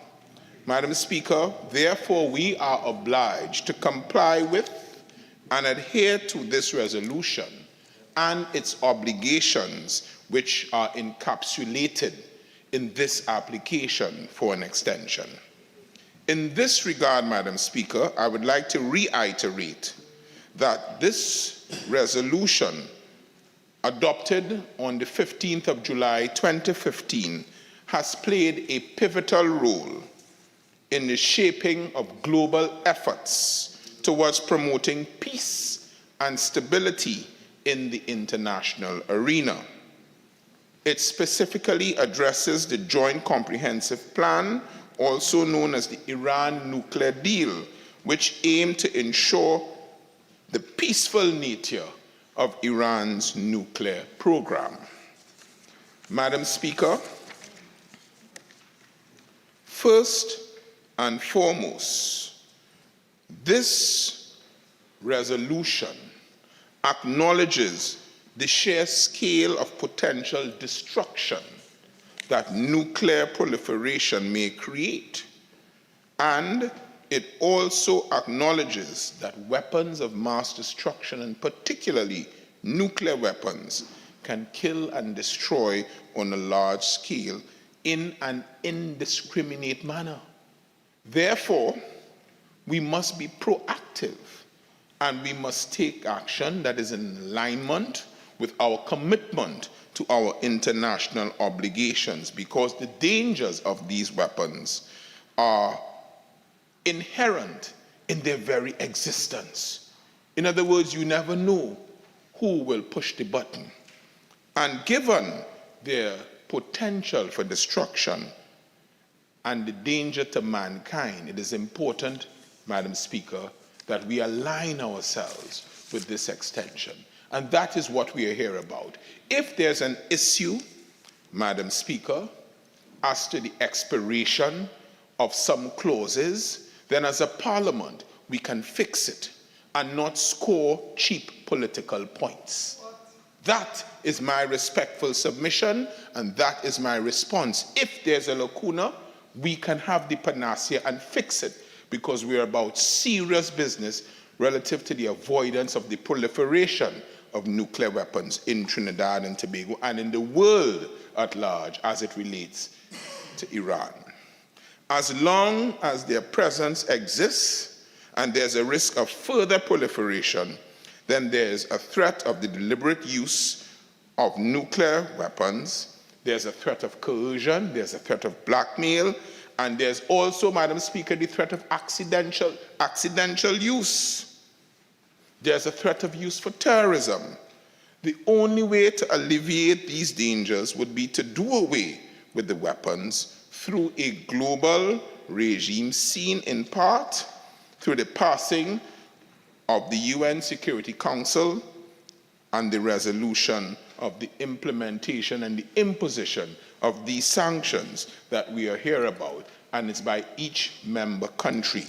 Through this resolution, the international community is expressing its support for the full implementation of the JCPOA, recognizing its potential to bolster regional stability, international stability, and confidence-building measures.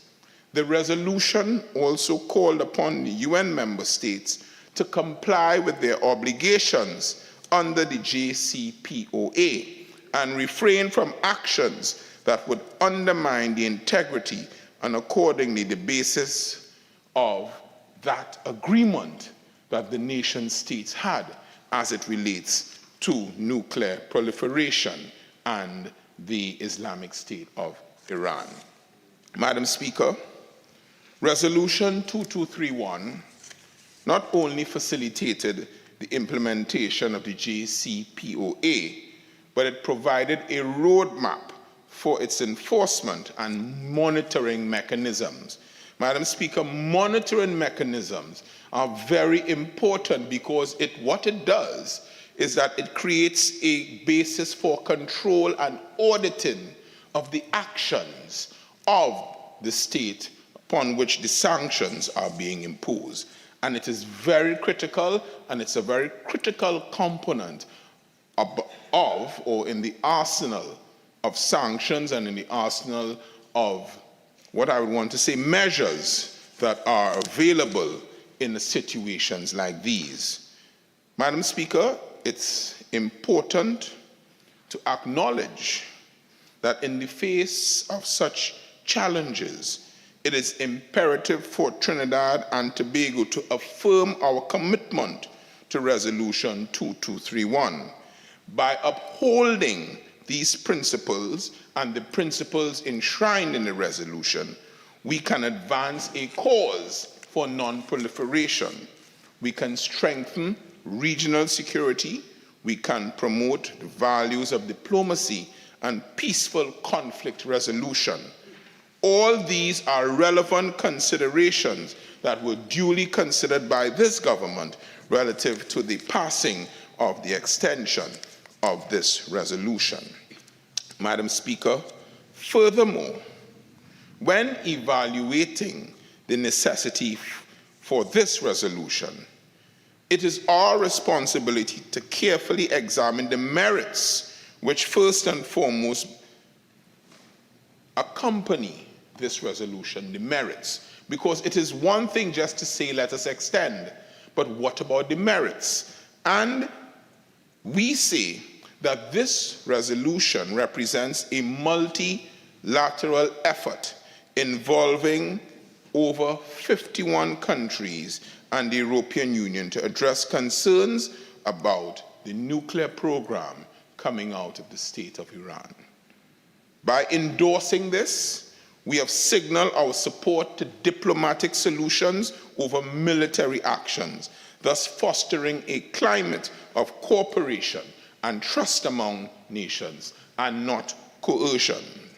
The passing of this resolution would contribute to the global non-proliferation regime. Additionally, Madam Speaker, it is the respectful view, and I wish to put on record the benefits that would redound to this country if and when we do this extension. Madam Speaker, the extension of economic sanctions related to the implementation of this resolution has the following factors to take into account. The nuclear program concerns. The international community continues to monitor and address concerns about the Iran's nuclear program. The extension of the economic sanctions serves as a means to pressure Iran to comply with its international obligations, including the implementation of nuclear agreements and the verification of peaceful nuclear activities. That's one. Two, regional stability. The involvement in regional conflicts in the Middle East is a sign or it's a cause for great concern for all nations. And economic sanctions serve as a tool to discourage nations from engaging in destabilization or destabilizing activities. Three, there's a human rights issue. I did not hear the Honorable Member for Barataria San Juan speak about human rights issues. The human rights issues, Madam Speaker, they just can't help themselves. The human rights issues relates to human rights violations, and the international community seeks to address them. Economic sanctions can be utilized to put pressure on government to beef up and improve their human rights record. Four, the non-proliferation efforts. The extension of the economic sanction reinforces the global commitment to non-proliferation of weapons of mass destruction. And, Madam Speaker, that is indeed a laudable goal. Five, the support for diplomatic sanctions. And we say that while economic sanctions are often viewed as punitive measures, their extension can also serve as a means to create leverage for diplomatic negotiations. And this is a goal that we expect, or this is a benefit that we expect to come and to emerge from this extension. It will bring not just moral suasion, but actual suasion to bring parties to diplomatic resolution. It's important to note that the relevance of economic sanctions should be regularly evaluated to ensure their effectiveness and impact. And that is why it's important at this stage to take an audit of where we are. If it is, Madam Speaker, that there is something that needs to be done, in my view, to ensure that we are in line with our obligations, then let's just do it and get on with it. Madam Speaker, with these short few words, I also lend my support and beg to move. Minister of Rural Development and Local Government. Thank you, Madam Chair. Madam Speaker. Oh, Madam Speaker, how good it is to hear a naked cheer, a gallery, an attempt. The member for Barataria San Juan is a good debater, and I always enjoy when he enters a debate, Madam Speaker. But I urge him, the same way I urge Caroni Central, please do a little research, Madam Speaker. I'm begging you, Madam Speaker. So let's go to the Economic Sanctions Act, Chapter 8105, an Act number 15 of 1994. This is not the first time we're dealing with this, Madam Speaker. So let's go to the law, which is pellucidly clear, Madam Speaker. Let's go to the law. Imposition of economic sanctions, Section 4. The President may, for the purposes of implementing a decision, resolution, or recommendation by a regional or international organization of states, etc., make an order. I'm summarizing. Subsection 2. An order made under this section may exclude any person, property, etc. Subsection 3. Subject to subsection 5, an order made under subsection 1 shall, unless previously revoked, remain in force for 3 months. The Interpretation Act says 3 months is 3 calendar months. Subsection 4. Within 14 days, I'm going to bold, underline, and italicize the following words now. Of the commencement of an order made under subsection 1. Within 14 days of the commencement of an order made under subsection 1, the President shall deliver to the Speaker for presentation a statement. before its expiration, subsection 5, under subsection 3, before its expiration under subsection 3, the order may be extended either indefinitely or for a specified period by a resolution simple majority. Madam Speaker, the reason why law is for lawyers is that the words commencement of have legal and purposeful meaning, Madam Speaker. And I read now from Legal Supplement Part B, Volume 62, number 45, 27th of March 2023, at page 331. Legal Notice 83, Republic of Trinidad and Tobago, the Economic Sanctions Act, Chapter 8105, order made by the President under Section 4.1 of the Economic Sanctions Act. Madam Speaker, the commencement is the date of publication, the 27th of March 2023. The order happens to be dated on the 7th of March, Madam Speaker, as the end of the order says, Madam Speaker, 7th day of March 2023. But the commencement is the date of publication to the world in the legal notice number 83 under the Economic Sanctions Act, Madam Speaker. Will the honourable member give way? Thank you very much. When I looked at the law, AG, because this is a very important matter and we should get it right, when you look at subsection 3 and subsection 5, it deals with the order, not the date of the commencement of the order. I understand subsection 4 deals with the commencement of the order in terms of the presentation of the statement of the President to the Parliament and then thereafter approving the resolution. But when you look at 3 and 5, it doesn't deal with the commencement of the order. It just deals with basically the date of the order. And that's the point I raised, that it was the 7th of March. I thank the honourable member for posing a very serious question, and I join him on the issue. I genuinely do. Thank you so much, honourable member, for the question.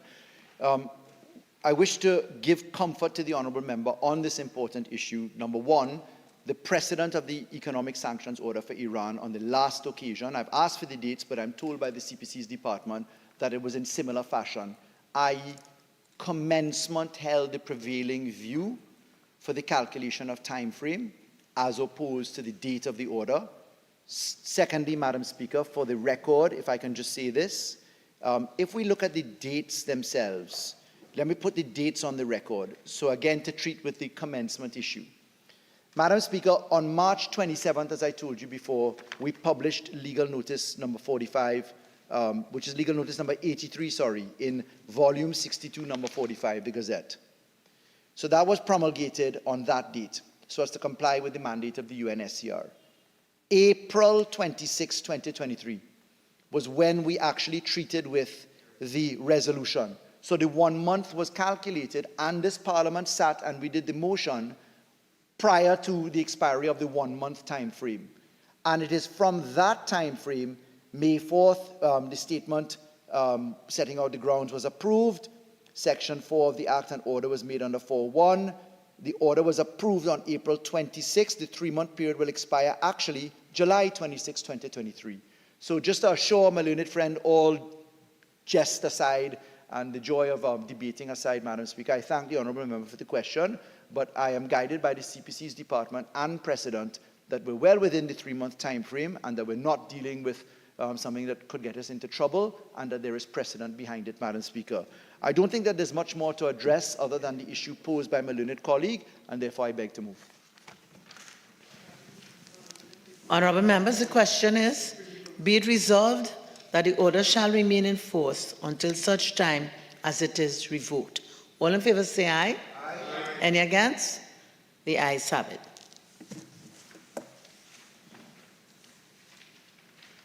So we go on to motion number 2, Minister of Rural Development and Local Government. Thank you, Madam Speaker. Madam Speaker, I beg to move the following motion standing in the name of the Attorney General, as Acting Attorney General. Whereas by Section 4 of the Economic Sanctions Act, Chapter 8105, the Act, the President may, for the purpose of implementing a decision, resolution, or recommendation by a regional or an international organization of states or association of states, of which Trinidad and Tobago is a member, that calls on its members to take economic measures against a foreign state, make an order with respect to A, the restriction or prohibition of any of the activities referred to in Section 5 in relation to foreign state. B, the seizing, freezing, or sequestration in the manner set out in the order, any property situated in Trinidad and Tobago that is held by or on behalf of 1, a foreign state, 2, a person in that foreign state, or 3, a national of that foreign state who does not ordinarily reside in Trinidad and Tobago. C, the exclusion of any person, property, goods, technical data, services, transactions, ships or aircraft, or any class thereof from the application of the order. And whereas there is grave concern about the extremely high levels of gang violence and other criminal activities, including kidnappings, trafficking in persons, and the smuggling of migrants, and homicides, and sexual and gender-based violence, including rape and sexual slavery, as well as ongoing impunity for perpetrators, corruption and recruitment of children by gangs, and the implications of Haiti's situation for the region. And whereas the illicit trafficking and diversion of arms and related material of all types contributes to undermining the rule of law and respect for human rights, and can impede the provision of humanitarian assistance, and have wide-ranging negative humanitarian and socioeconomic consequences. And whereas the need to prohibit the transfer of small arms, light weapons, and ammunition to non-state actors engaged in or supporting gang violence, criminal activities, or human rights abuses in Haiti, as well as to prevent their illicit trafficking and diversion. And whereas the situation in Haiti continues to constitute a threat to international peace and security in the region. And whereas the Republic of Trinidad and Tobago is required by virtue of its international obligations to prevent and prohibit illicit financial flows, trafficking and diversion of arms and related materials of all types, illicit transfer, destabilizing accumulation and misuse of small arms and light weapons in all aspects which pose threat to international peace and security, cause significant loss of life, and contribute to instability and insecurity of the region. And whereas the Republic of Trinidad and Tobago is a member of the United Nations, and whereas the United Nations Security Council has issued Resolution 2653 of 2022, requiring members of the United Nations to impose economic sanctions against entities and individuals listed pursuant to United Nations Security Council Resolution 2653 of 2022 concerning the Republic of Haiti. And whereas, by virtue of its membership to the United Nations, the Republic of Trinidad and Tobago is required to implement UNSCR 2653 of 2022, issued by the United Nations Security Council concerning the Republic of Haiti. And whereas it has become necessary to take measures to ensure compliance with our international obligations, and whereas the President signed the economic sanctions implementation of United Nations Security Council Resolution 2653/2022 on the Republic of Haiti Order 2023 on the 6th of June 2023, and was published as legal notice number 168 of 2023 on the 12th of June 2023, and whereas the President, in accordance with Section 44 of the Economic Sanctions Act, Chapter 8105, did cause to be delivered on the 13th of June 2023 to the Speaker for presentation to the House of Representatives a statement setting out the specific grounds on which the decision to make the order was based. And whereas Section 44 requires the statement of Her Excellency the President to be debated as soon as practicable, but in any event not later than 1 month from the date of commencement of the order, be it resolved that the statement of Her Excellency the President, pursuant to Section 44 of the Economic Sanctions Act, Chapter 8105, setting out the specific grounds on which the decision to make the economic sanctions implementation of United Nations Security Resolution 2653 of 2022 on the Republic of Haiti Order 2023 was based, be approved. Madam Speaker, I dare say that we're making history today within the region. We are not unfamiliar. Attorney General, may I just... Yes, please. Acting Attorney General, may I just ask you to pause for 1 minute, please?